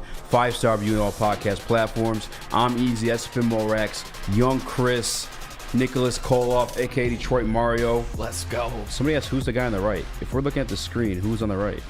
Me? I believe that's you. I am Paul. I'm Paul. I'm Paul. I'm at Speakeasy Sports. What about it? Is he trying to fuck me or something? I don't know. Who said that? I lost it. Brandon Dillinger? Was that it? Oh, Brandon Dillinger? No, I don't think it was him. I think it was somebody else, actually. No. Yeah, he knows who you are. He's in the chat all the time. Yeah, I'm used to seeing him. Mitten Maid says, bring Slay home. I think you have to trade for him at this point, no? I don't think Slay's a free agent. He's not on the free agent list. Yeah, he's not a free agent. Well, yeah, unless he gets cut. I don't see that also, really happening. But, I mean, hey, I love Slay. Yeah, I'm a Darius Slay fan, so I would not be opposed to that. I do have this question, and I know it comes in trolling fashion, but he's out there. Jeff Okudah, a little bit of a discount? How are you opening that bag back up? Fuck no, baby. Okay, all right. Couple of Okudah comments. Bring Okudah home.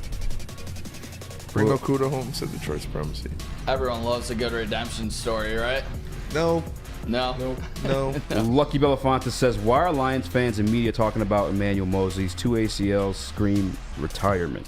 He's not going to retire. Oh, he's retired. There's a But couple guys come I'm back not from that. signing No? him to fucking $4 million a year. Odell Beckham just came back from 2 ACLs. The maximum I'd pay Emmanuel Mosley is the veteran minimum. If he wants any more than that, he can go get it somewhere else. I'd pay him up to 4. How about that? The upside's there, man. The upside that he plays a game, yeah. Upside that he plays more than 2 snaps. 3 snaps, technically. I think that's it for names. Jalen Johnson, a pipe dream. Yeah, that one's not happening. Jalen Johnson's definitely a pipe dream. He's staying with the Bears. All right, Spinny. Combine took place over the weekend. Did anybody drive up your draft boards following? Yeah, word of his mom. Yeah, for sure. that is true. Sorry, Stokey Johnson. Number We're going to one talk pick. about it. I It's want worthy. it. I want it. I want It's it. topic worthy. She's a very attractive woman. She is a very attractive woman. Hats off. But in all honesty, any players climb up your board? Big hips.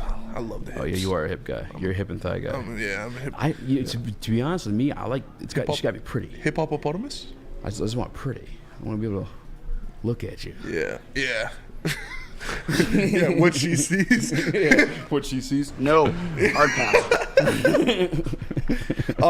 Some guys that stood out to me. You know, what stood out to me was Blake Corum not getting a top 10 40 time for running backs. You were surprised by that? I mean, I thought he was going to be better than 4.53. Like, that's not good. 4.5? No, that's not good for his size. I mean, it's. And he's already got a bad knee. I didn't expect that. I mean, I didn't expect too much out of him. Never mind. I'll tell you that after the show. What are you trying to burn Danny Raxter on the show? I can't do it. I can't do it. I felt Love you, bad. Pops. Felt bad yesterday when I said it.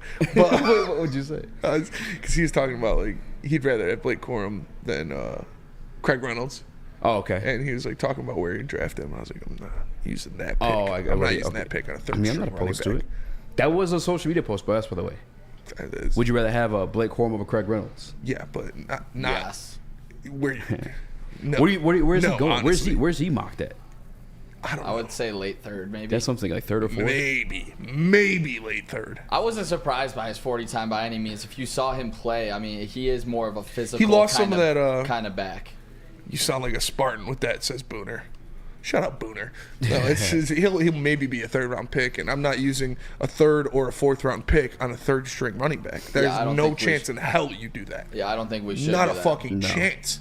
You got Amon-Ra St. Brown in the 3rd or in the 4th round.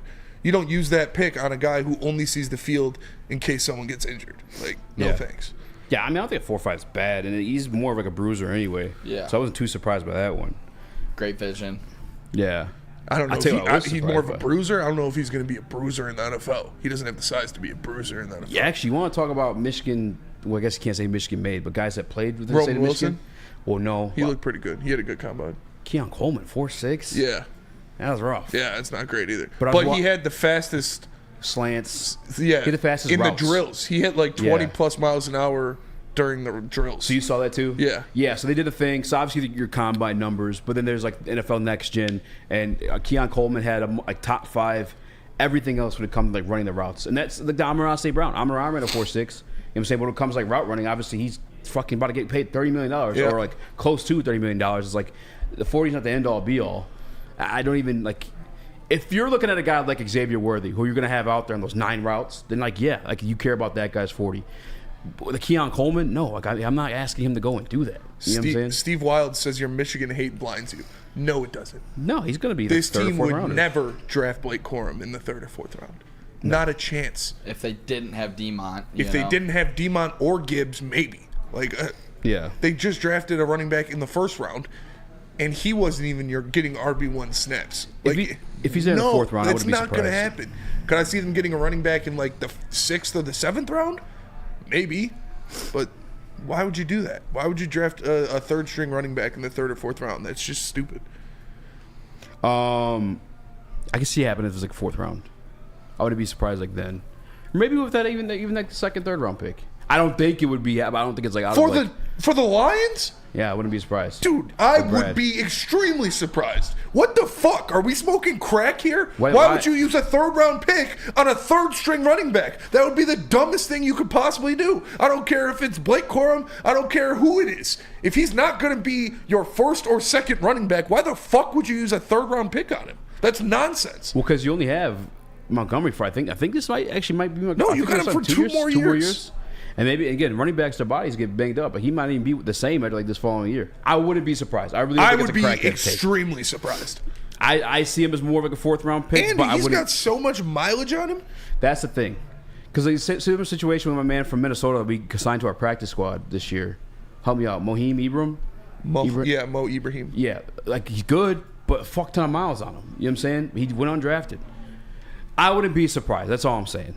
It would, I guess, it'd be a little bit of a surprise, but I would be taken aback. That would be extremely surprising. To draft a running back at any point in this draft before the 6th round would be stupid, in my opinion. Listen, if it's Brad Holmes, I can't say to be surprised by anything at this point. I really can't. Outside of maybe like a kicker, or if he went any higher than that pick 90, I'm saying our 2nd, like 3rd round pick. That's the only way. With Brad Holmes, at least. Not a chance. Nick?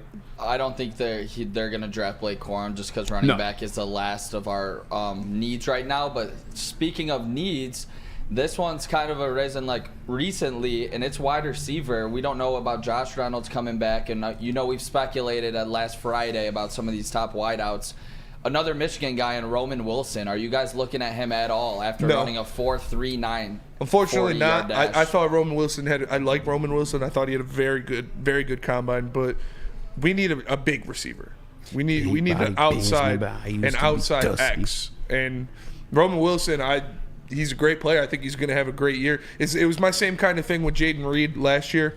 Why I was kind of out on Jaden Reed, because you already have Amon-Ra St. Brown. You already have Khalif Raymond. Yeah. Like, you don't need another small, fast route runner. Yeah. Even though I love Jaden Reed and I love Roman Wilson, and I think he's going to have a good year. Not as good as Jaden Reed's rookie year, but I think he'll have a good year, but I don't think the Lions get him.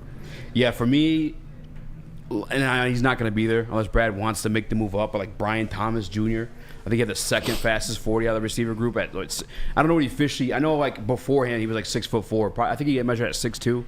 Either way, big body guy. Like that's that true X that you're looking for.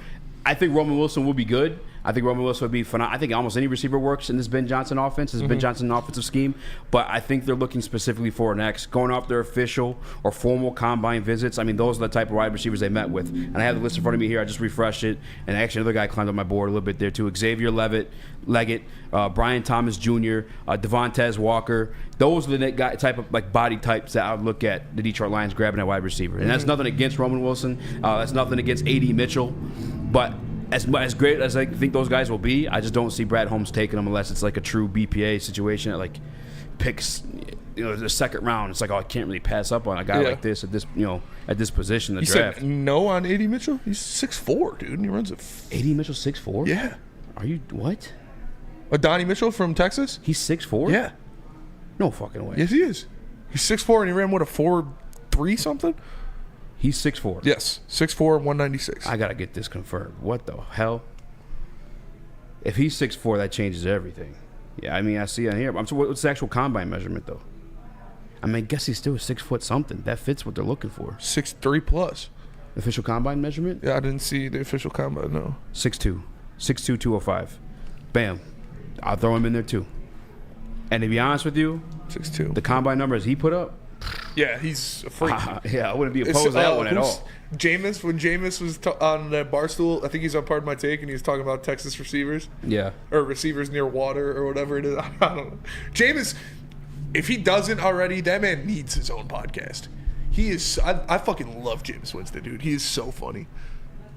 No, A.D. Mitchell would be actually a fucking. That'd be sick. I did not know he was that tall. Yeah. I'm here for it. I didn't even allow myself to really like dive in. I mean, I've seen his highlights. I didn't look at his actual tape. Like, I know he's like real fluid. I know he's got the IQ has been like a big thing for him, like the slants. I mean, similar. I mean, he actually runs the whole route tree from like the stuff I've heard. Yeah. I never did like a deep dive on him, but fuck, if he's there at 29, yeah, I could see Brad Holmes taking him just because they met with those like type of receivers. Yeah, at the combine it was 6'2" and 205. Is there any chance? No, that can't be it.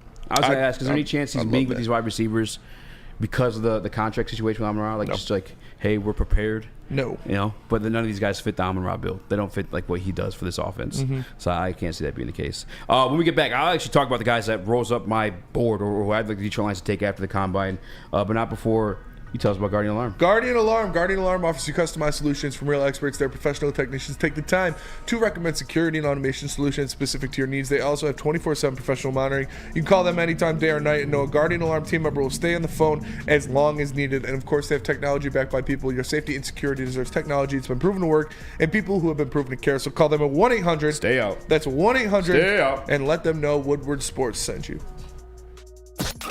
A ton of fun, a ton of sports, and a ton of man meat. Welcome to the Woodward Heavyweights, live daily 5 to 7 p.m. on Woodward Sports. How would you like to win not one, but 2 vehicles of your choice? One for you and one for your wife, your girlfriend, or your best bud. Get to Lady Jane's today for an award-winning haircut and automatically enter for your chance to win. Courtesy of Les Stanford Buick GMC of Ferndale. Lady Jane's, open 7 days a week, walk in anytime. It's wicked awesome. Every year, after a cold and dreary winter, Metro Detroiters come together for 2 things: Tigers baseball and the best damned party in the world. A new season of Tigers baseball is here, and we're bringing in the new season as only Woodward Sports knows how. Broadcasting live from the biggest party, it's the Grand Slam Festival at the Detroit Opera House. Come party with 4,000 Detroit sports fans, starting with Wake Up Woodward and rolling into Big D Energy. This is a party you don't want to miss, with Detroit's best DJs, food trucks, and of course, shots. Get your tickets now at GrandSlamFest.com. 21 plus. See you April 5th at the Grand Slam Fest. Visit Dispo Dispensary today for exclusive new deals and experience a team that curates an unbelievable atmosphere. Mixed with fresh inventory from Michigan's largest variety of products, save the date for 420 at Dispo Dispensary. Dispo is putting on epic events at all locations. There's 12. And stay tuned for more details. That's Dispo Dispensary, disposhops.com. If you guys can't make it there, they'll make it to you. It's your local cannabis plug. Check it out. What up, there? Welcome back to Woodward Heavyweights Live, WoodwardSports.com. I'm your boy Eazy, join my guy Spin More Rax. Hello. Young Chris, Uncle Nick, a.k.a. Detroit Mario. Smash that like button if you guys have already. Be a friend, tell a friend, share the stream. And I'm serious about that like button. It means the world to us. I got a couple names that I wrote down for my draft climbers. And one of them I want to talk to Russell Brown about. We actually have a Russell Brown mock draft too that we can go over. But number 1, Mason McCormick as interior offensive lineman. There was a stat put out there that since 2010, just 28 offensive linemen have recorded a 4.47 in the short shuttle or better at the NFL Combine. 24 of them went on to start 84% of their games. Also, obviously, that means they got drafted too. Mason McCormick did that and more. He ran a 4.45, and everything else he did alongside the Combine was stellar, and that's obviously a position need for Detroit Lions. The other guys who fit that mold, either back half or like too early for us to pick, Mason McCormick, my eyes are on him. I guess a guy that I'm more open to taking, I should say, at this point. If we don't get your Cooper Bebe or my Evan Frazier, or I really don't think Jackson Powers is making it. No, the Eagles are definitely taking it. Yeah, Jason Kelsey just retired today. The Rams are looking for a center as well. I don't think he's going to make it to us. Maybe Graham Burton. Burton's the other guy. What up, Chris? Now, when it comes to trading up, is there certain stipulations where you don't want them to trade up? Like regarding if they get this position or that position, you're just trusting that whoever they trade up and get, no matter the position, it's with confidence that this is a guy. Yes, because one thing about Brad Holmes' picks, outside of a Broderick Martin, every single piece is like jumped in right away and contributed. Like I really can't think of anybody that had to sit there. I mean, maybe Amon-Ra had to sit there and marinate for a little bit. But that's like a 4th round pick. But everything other than that. Maybe some of the defensive linemen that got hurt, actually. J-Mo was hurt. But those are injury type things, right? Yeah. Guys that were healthy that he drafted were ready to go, and we're like, in my opinion, at least I hope it's the same opinion in the front office, striving to win a freaking Super Bowl. So I do have some kind of breaking news. The Grand Rapids Griffins just put out their lineup for tonight, and Marco Casper is not in their starting lineup. So what I say? What? Fucking called it. It looks like Marco Casper is going to be the guy that gets brought up for, in replace of Dylan Larkin. Easy. What I say? Yeah. Who he's the most? That's kind of obvious. Yeah. I mean, he's a center, but I'm just kidding. Yeah, I just want to be a little. I'm just glad it wasn't. I'm glad it wasn't Sarnik. Honestly, I'm really glad it wasn't Sarnik. But yeah, it looks like Marco Casper is going to be the guy that got called up for Dylan Larkin. Shout out. Rook, and we'll talk about that too a little bit after this. But Rook Ohoro, Other defensive tackle out of Clemson? Listen, it's Orhorhoro.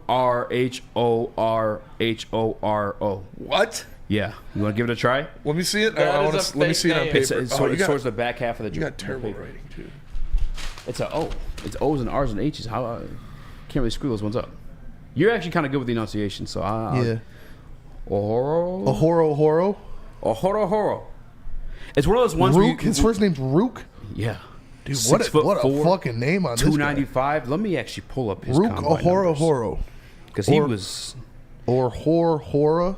What'd you call me? Orhorhoro. What the fuck did you just call me? I feel like I'm saying the same thing, just changing the inflection. Yes, I'm saying. Orhorhoro. Either way, his 10-yard split, 1.67. If you guys are familiar with defensive tackle, 10-yard splits, if you want to make it familiarize yourselves with the same short shuttle with the offensive line, that 1.6 is like the trademark of majority of... Yeah, that was horrible. That's the trademark of a lot of the great defensive tackles in the league. That's obviously a position needed for the Detroit Lions. And I think... Hometown. I think what do you mean, hometown? He's from Detroit? River Rouge. Get the fuck out of here. Yeah, yes, Are you serious? Rook Orhorhoro. Yeah, I was curious to see where he's from. He's from River Rouge, Michigan. No way. Do you have his stats up there too, or no? I saw 3 straight seasons with 8 TFLs. He's from Michigan? Yeah. Went to Clemson from Michigan. Former 3-star. He went to River Rouge? Yep.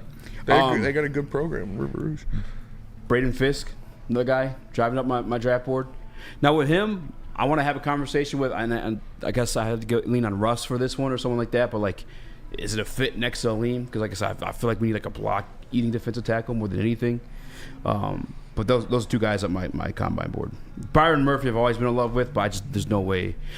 He's not falling. Yeah, if one of these top guys make it to 20, I can see Brad making the move. Yeah. He looked good at the combine too. Well, you know who looked bad at the combine? Who? Sweat. Devondre Sweat. Yeah, but for like what he does, that's like what they put up. Yeah, but still. Like Broderick Martin, I don't. You remember what fucking Jordan Davis looked like at the combine? Yeah, let me see. He blew that bitch up. He did. Well, it blew it up for his size though. Yeah, exactly. But like that's what these guys do. Devondre Sweat didn't have the same combine as Jordan Davis. Jordan Davis's combine he did not. He did nasty. Let me go to raw athletic score right now. Actually, raw. What is this? What is Math Bomb? That's what it is. Yeah. Let me Jordan Davis. Mm-hmm. Do you have Sweats in front of you or no? No, I can grab it though. Yeah, pull it up. Chris said actually some of it might be in Slack from previously. I know Broderick Martin's is. Oh, actually, no. Jordan Davis. Looking at the RAS scores. Jordan Davis knocked it out of the park. Actually. Yeah, bro. He was elite. We see I know we did RAS scores on the big defensive tackles last week. I know we had Broderick Martin's. I don't know if I sent the other ones, but in comparison to Devondre Sweat, we had Chris Jones and we had Darius Robinson. I'm looking for others. Fisk by far had the best RAS score out of defensive tackles. But is that the type of guy you want to put next to Aleem? You know I've already talked about DJ Reader being the guy I want next to Aleem, and I think that's a guy that. In Broderick Martin, if he can be unlocked by Terrell Williams, that's the type of guy you want next to Aleem. Mm-hmm. And that's, I think, why they got Broderick Martin. Yeah. Yeah. Well, you got one up? Yeah. I got Devondre Sweats right here. Yeah, because I know we did Devondre's and we did Broderick's last week, and they're pretty similar. Actually, Devondre Sweat scored higher than Broderick Martin.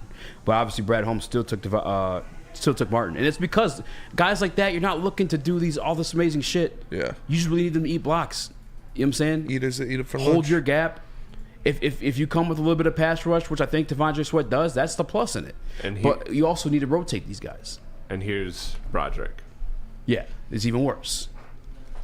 You got 2.1 versus what? 3 point something? 3.9 GPA. Yeah. Yeah, it's not ideal but that's like your athletic score. Like that doesn't. I don't know that always. Like I believe Brian Branch had a lower athletic score too. Mm-hmm. But it doesn't translate to the field as always. I mean, there's certain traits, like I said, like the 10-yard split for defensive tackles, the short shuttle for offensive linemen. There's certain ones that translate. 40 yards for freaking, guys are going to run those 9 yards or those 9 routes for you. Yeah, Fisk had a 9.92 RAS score. He's a dog, dude. I think he's got it. He showed it on tape. He went to Western Michigan too. Mm-hmm. If we drafted Fisk, I would not be surprised. That'd be a pleasant grab for the Detroit Lions. With that said, do you have that Russ mock draft? Yep. Did you see who you grabbed for us? The only thing, offensive lineman, it could be it's like the right pick, but it's also bored. Who did he get there? Bebe? Cooper Bebe. Cooper Bebe. Pick 29 to the Detroit Lions. Damn, that sucks. Look at the 3 picks in front of us. Chop Robinson, Darius Robinson, Jershawn Newton. Hey, the big thing is Drake May falling to 9 and JJ. JJ went 3. This is Russell Brown. He had the Giants trading up with the Patriots. His excuse, and I say excuse because I'm picking on him a little bit here, is that the Giants were rumored to take him at 6. I don't think anyone's taking him at 3 though. For yet to move up.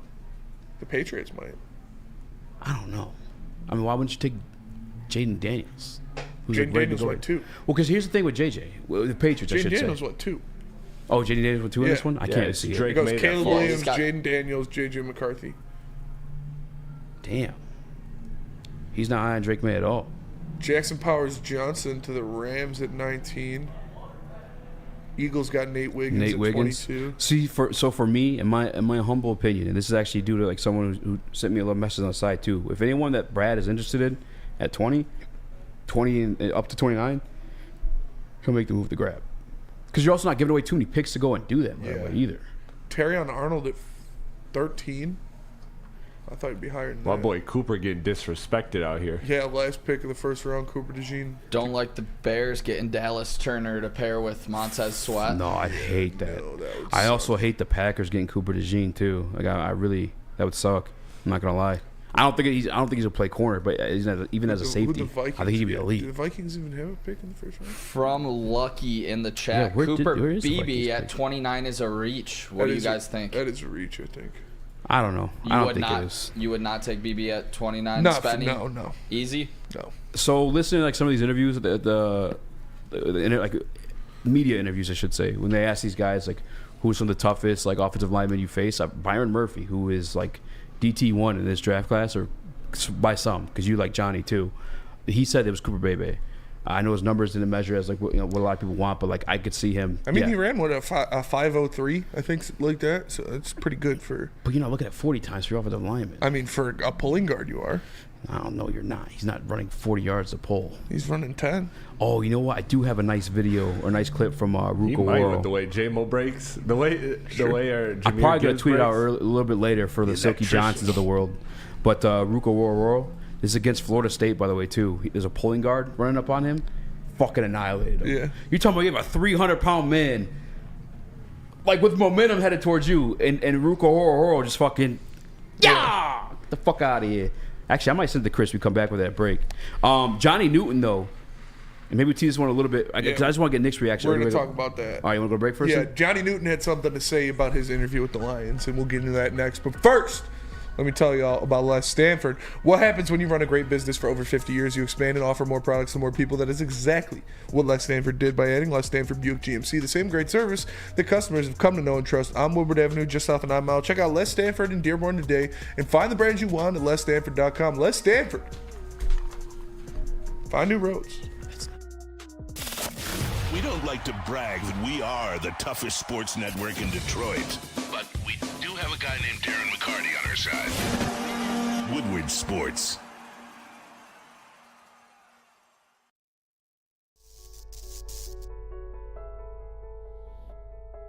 We've just received word. The world's cannabis supply has vanished. The public is outraged and has taken to the streets in response to this tragedy. The individual responsible acted alone, and we can only hope they will make things right soon.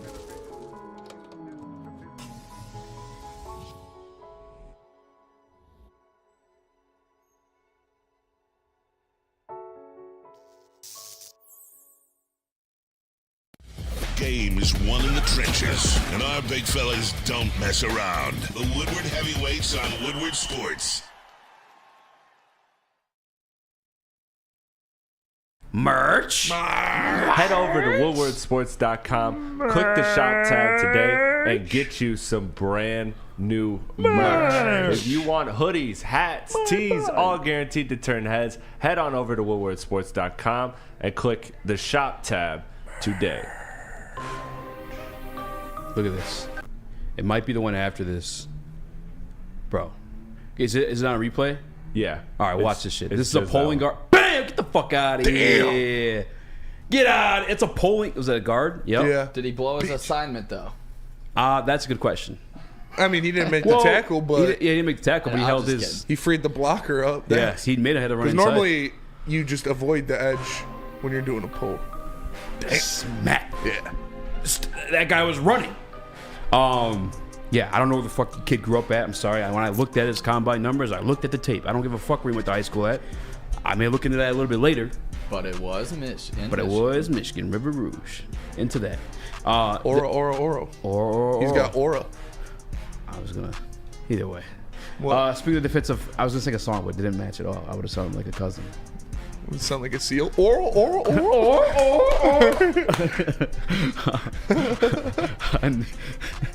Nick's favorite defensive tackle prospect is Johnny Newton out of Illinois.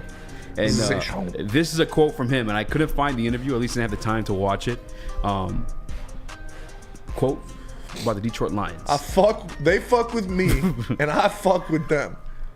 I love it. Bring them home. Bring him home. This guy is a monster. Obviously, I watch a lot of Big Ten football, and he is a load in the middle. He is both an eater who can eat it for lunch, and he is a guy who can get after the quarterback and make some plays. He is an impressive specimen in the middle of the defensive line. This is a guy that I would really like to have. This is a guy I would love to see in between Hutch and Ali McNeil, because he would force teams to not double team them. Because you got to worry about this guy with his sheer... Like, what did Skip say? And now he's surprised because I busted inside of him and he can't handle my sheer mass and tonnage. So, honestly, this guy, his girth, his mass, he is a monster in the middle, and he's very athletic for his size, and he's great on that interior defensive line. I haven't watched... Paul Thomas says, man is a philosopher. It's true. I haven't watched too much film on him. It's one of those guys, there's certain, like... If it's a guy I'm just going to be a fan of, I'll watch the film. Like the cornerbacks, I just obsess over cornerbacks every single year, so I'll watch like the top end of those guys. But if it's a guy I think is just not going to be where we'll be able to draft him, I won't really delve into it, so I haven't watched too much of him. Have you? Your boy Johnny Newton? This was the first player spotlight that I did, and Spotlight. I like him a lot. I mean, some of the comps like that I kind of came up with and that I've seen around were Kalijah Cansey of last year. Yeah. And because he is explosive coming off that line. He's bigger than Kalijah, though. Yeah, he's bigger, which is a better thing if we're going to pair him next to Ali McNeil. But he was an All-American. He was the 2023 Defensive Player of the Year in the Big Ten. The last 2 seasons, he's tallied up 22.5 TFLs and 13 sacks. So big-time disruptor. I mean, like Spenmo said, if you put him next to Aleem and Hutch, good things are going to happen for this defense. I would love if we got him on this team. I mean, was he like 6'4" or 2? How tall? 6'2". 6'2". Yeah. 295. Is that big enough? Is that you guys want him? Yes. I'm thinking for myself. His speed is the thing that stood out to me the most. Yeah. Like the explosive speed coming off the line of scrimmage. So, I mean, maybe it's not the exact size you're looking for to pair with Aleem, but I think he makes up for it with his explosiveness. Yeah, and I know he didn't test because of an injury, a lower body injury that he had to end the year with. Yeah, I'm going to have to read a little more on Is that. Is he going to be good in time for his pro day? I guess is the question that I'm wondering now. From what you guys are telling me, though, I mean, again, if that guy, and I can see him actually 6'2", falling, 300 pounds. I can see him falling around that pick 20 area just because he didn't test.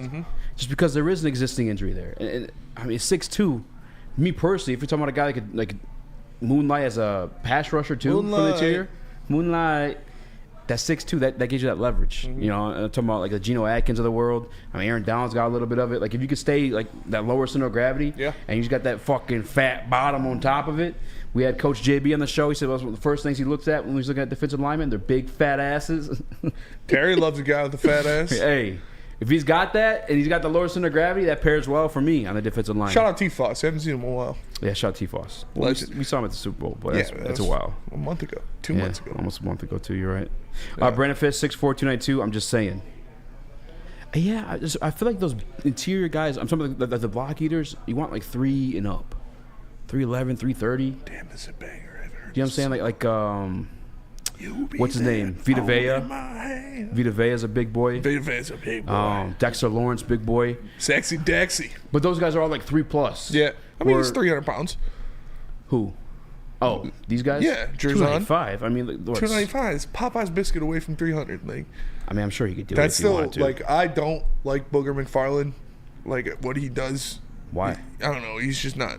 Dexter Lawrence, not one of my 340. favorite analysts. But when he said Kelvin Benjamin was a Popeye's biscuit away from a tight end, that shit was funny as fuck. Vita Vea, 346. Like, that's the type of guy. 346 is nuts, dude. Bro, Devontae Sweat's 366. Yeah, that's fucking crazy. Like, again, if we get him day 2, I'd fucking love that. Especially if you already have Broderick Martin and you just rotate that in. Because no way those guys are playing 3 downs. Get 2 downs each. Sign me up. Yeah. Sign me up. That's all I want. I like these guys. That's the type of guy I'm looking for. A big, fat motherfucker. To just sit there and for two human beings have to because he's so fucking ginormous, have to be attend to him. Maybe make a trade for Jordan Davis. That's a wild one out there. Just that's not going to happen. Fletcher Cox is about to retire. They're not trading Jordan Davis. How much does Fletcher Cox weigh? Probably like 320. I would assume 320. Is Fletcher Cox a free agent? I think he is. Is he what? Free agent? Yeah. 310. 310. Yeah, he's a big dude. He's from Detroit. No, I'm thinking of Brandon Graham. Brandon Graham is from Detroit. Yeah, he is from Missouri. But that's what I'm looking at when I'm looking at defensive tackles. But I mean, you guys tell me. I think him being short gives him an advantage. I like Braden Fisk being quick. When I listen or Braden Fisk, I should say. When I listened to him talk to a couple interviews, the guy he was talking about that he saw like literally translate to the league was fucking what's his name went to Tampa Bay? Everybody wanted him here. Kalijah Kancey. Yeah. And he said, listen. Top 5 pick. Similar situation where he's talking about like his arm length. That's like one of the knocks on Braden Fisk. He got irritated. You listen to him like, when they asked him about it, he's like, and they brought up Kalijah Kancey. Yeah. Because you got that quickness, which he obviously does. You saw the combine numbers. Oh, yeah. He's an athlete, man. That 168, 10 yard split. Sneaky athletic. He ain't sneaky. He got it. He's sneaky. He got it. But him, that he's sneaky. He's got that advantage. But again, Kalijah Kancey works because he's next to a Vita Vea. Yeah. Like a Lee McNeil could be unlocked, but you need to get that big body Benz next to him. We got a big body Benz. Is he a Benz though, or is he just we got a big body Kia. Is he? Yeah, that's what I'm saying. Like, he's just a big the Tellurides are nice, bro. We just need someone to pop in that bitch and push the start. Like no fat friend. His nickname is Minivan. His name is Minivan. I expect Broderick Martin to be a piece this year with Terrell Williams. I think they're gonna unlock the swag. I think they're gonna unlock what he can do. Mm-hmm. Shift guy, Kancey dog, yes, but Kancey is dog, but you got a human being next to him that takes 2 human beings to block. When you got Vita Vea, Ida, they eat it for lunch next to you, like that's why I didn't love him here because it's like we don't have that. We would have grabbed him. I could get a sack if Vita Vea is playing. Aline dropped weight to pass rush. Don't grab Kalijah Kancey, do the same thing. Yeah. Unless obviously Broderick Martin works out. I guess that would make sense too. But yeah, that's where I'm at. Sounds Chris Jenkins, Justin Fan says too many U of M fans think every Michigan player is the best. Not so. Chris Jenkins is pretty good though. I like Chris Jenkins. Same thing though. But yeah, 6'2", 295. He looks small, man. If he's gonna be good, I feel like it's gonna be somebody like Kalijah Kancey. But I also don't think he's as quick as Kalijah Kancey. Actually, I don't think he tested that well. I mean, you're a Michigan guy. Did you peep what he did? I had higher expectations for Chris Jenkins this season. Going to be 100% honest. He ended up getting outplayed by Mason Graham and Mason Graham's. I like Mason Graham. Yeah, Mason Graham's a beast, and Kenneth Grant. So he ended up being in a rotation by the end of the year, which like as a senior leader, you don't really want to see that. But I mean, I think he'll be a fine depth piece, but I don't know if he's ever going to be a starting caliber defensive tackle in the NFL. Lucky Belafonte, Xavier Leggett is a receiver the Lions need. I misspoke last week and I said that was Devontae Walker's comp. Yeah. No, it's Leggett's comp. Yeah. Literally looks like if you could just block that, you would think it's fucking DK. Yeah. Although DK's taller. Xavier Leggett, if the Detroit Lions got him, man. Leggett. I like it. I like it a lot. I used to watch this like British or Australian YouTuber, and he'd like do pranks, and then he'd be like Leggett, and he'd turn around and just start running, and he was like, Leggett. Yeah, and he's like fucking fast as shit. It was funny. Works, man. Broder says Chris Jenkins balled out. Stats aren't anything special because he had $1 million DL and rotate. Yeah, I just don't see him as that guy that's going to eat double teams at the NFL level, though. I see him more as like the Aleems. Yeah, he's not an eater who eats it for lunch. I could be wrong. We'll see. I know his dad was, but his dad was like 6'4". Yeah. 300 something. Big difference there. That's fair. Well, let me tell you about Planet Fitness. Planet Fitness is the home of the judgment-free zone, where anyone, and we mean anyone, can feel comfortable and work on their fitness goals. At Planet Fitness, you'll experience a squeaky clean gym that has tons of equipment, a full-body workout in just 30 minutes, and a 30-minute circuit, and all memberships include fitness training. You get all this for just $10 a month. No commitment, no matter where you are. There's a Planet Fitness close by, more than 50 in Metro Detroit, and thousands more throughout the world. Planet Fitness, where your fitness is essential. Is that supposed to? You smell that? That's Brad Holmes cooking. And the off-season smells good. Woodward Sports. Where's the most convenient place to get that big fitness energy? It's Planet Fitness. Join today for just $1 down, $10 a month. With over 2,400 locations and equipment for every workout, you can get in, get energized, and get going. And with free fitness training and most clubs open 24 hours, everyone belongs in the judgment-free zone. So join today for $1 down, $10 a month, no commitment, cancel anytime. Love Woodward Sports? Love wearing clothes? Then you should be wearing Woodward Sports clothes. Check out our full line of merch at woodwardsports.com. Just click on shop. We have all your favorite designs, like Dan Campbell kneecaps, Woodward golf, and of course, our own logoed out merchandise. Men, women, infants, kids, all love Woodward Sports. Impress your friends. Impress your boss. Impress your dog. Buy Woodward Sports merch today.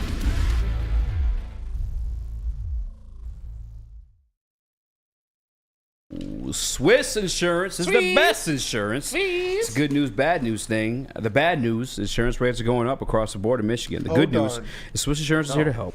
Right now, more than ever, it's critical for you to have your insurance reviewed. Swiss will make sure your carrier does not slip any extra fees or raise deductibles. Call Mark at Swiss today or visit SwissINS.com. Tell him the heavyweight sent you. In the Grand Rapids lineup tonight, Spinny. Marco Kasper. Absent from that lineup. Yeah, the Grand Rapids Griffins put up the lineup card for the game tonight, and obviously we know they're in the heat of things. They've been on a straight heater in GR. The team is playing fantastic, but Marco Kasper absent from the lineup card. So this is not confirmed by anybody, but we would assume that means Marco Kasper is going to be the guy who replaces Dylan Larkin in the lineup for Detroit. And this is something that you can see because excited, bro. Huh? I'm excited. Yeah, I mean, we'll see what the kid has. Bring him up here, put him on that first line, let him go to work. Put him next to DeBrincat and Patty Kane. On the first line? Oh, yeah. You put him right at one. You throw him in the fire. You don't mess with the other lines. He's a 1C. He's brought in here to be your 1C. You put him in there for 2 weeks. You put him in here for 2 weeks as 1C. You think he's brought to be the 1C? Yeah. I don't think that's why you draft him. That's why you draft this kid.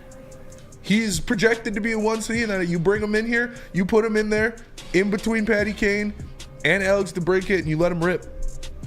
Nick had like a alternative thing going on there. He thought maybe he's getting traded. Is that what you're saying, Nick? No, I just saw some things on Twitter. I think we're bringing him up to the Red Wings to replace Larkin for these 2 weeks. I think it was Grindline Pod. We're just speculating. That Kasper's getting traded. That was a joke. It was a joke. It was a joke. All right, sounds good. But no, for Kasper, sounds good. I don't think we should trade Marco Kasper. I don't know if I would say he's built up to be this first line center because I don't know if his upside is putting up like a point per game, like hopefully Larkin will continue to do here. But his last 5 games, he's had 3 goals for the Griffins and a +5 in his plus-minus, so that's good to see coming up. And yeah, let this guy cook. He's 19 years old, 6'1" center. I got high hopes for Marco Kasper. It would be great if he can be that first-line center. I'm excited to see what he can do. I just don't know if he is that first-line center. I think I would probably put him on the second or the third and maybe move up Comfer.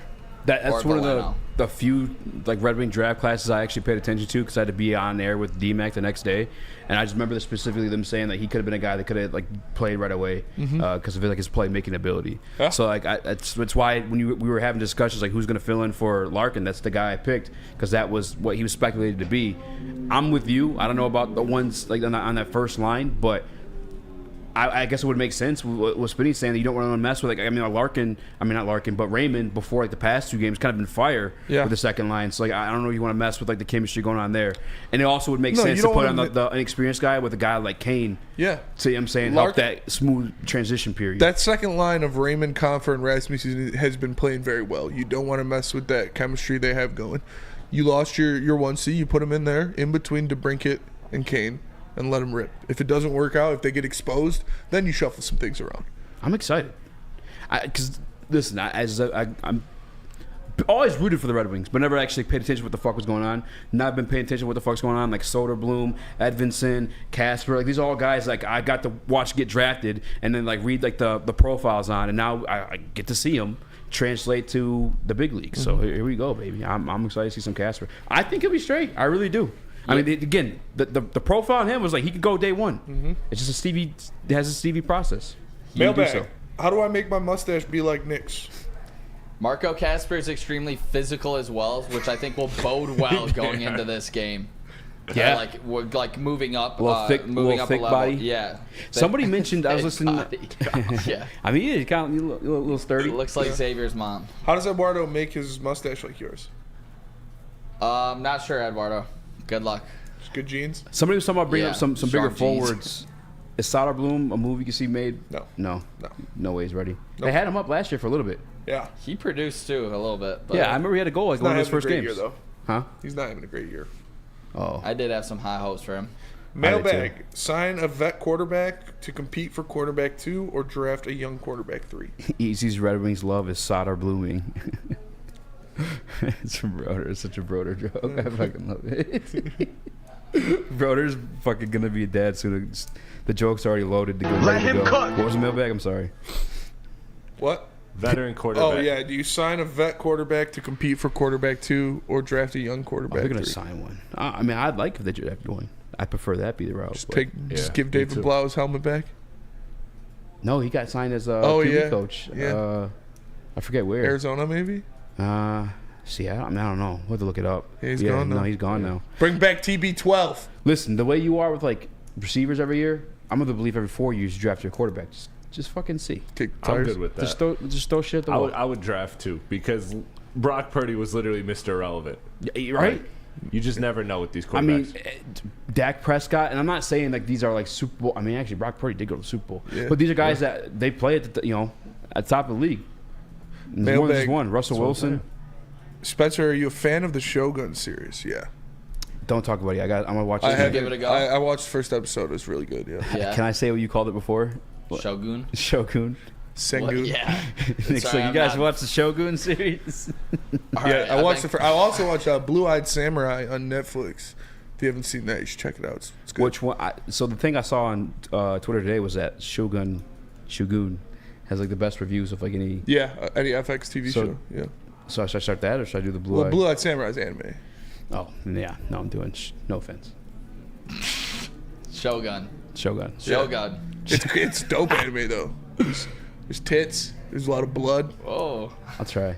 It's weird, bro. Like I like Cyberpunk. I just not all of them I can get into. Yeah. I tell you like the Avatar. Everyone loves Avatar. I just couldn't. Mm-hmm. The live one was actually. It was good. Yeah, I watched that over the weekend. The live Avatar series. Ryan Hamilton, Keon Coleman. He's a stud. I think Brad wants a fast guy. Of the guys he met with, Thomas, Walker. Shout out Ryan. Leggett actually, I feel like he didn't have a great 40. I feel like Leggett had like a 4.5. Let me check real quick. Nate Sudfeld coming back, says Broder. Bring back Studfeld. Bring back TB12. No. Play all the old hits. Devontae Walker, 4.36. Brian Thomas, 4.33. And then Leggett, oh no, wow, he had a 4.39. Sign me up.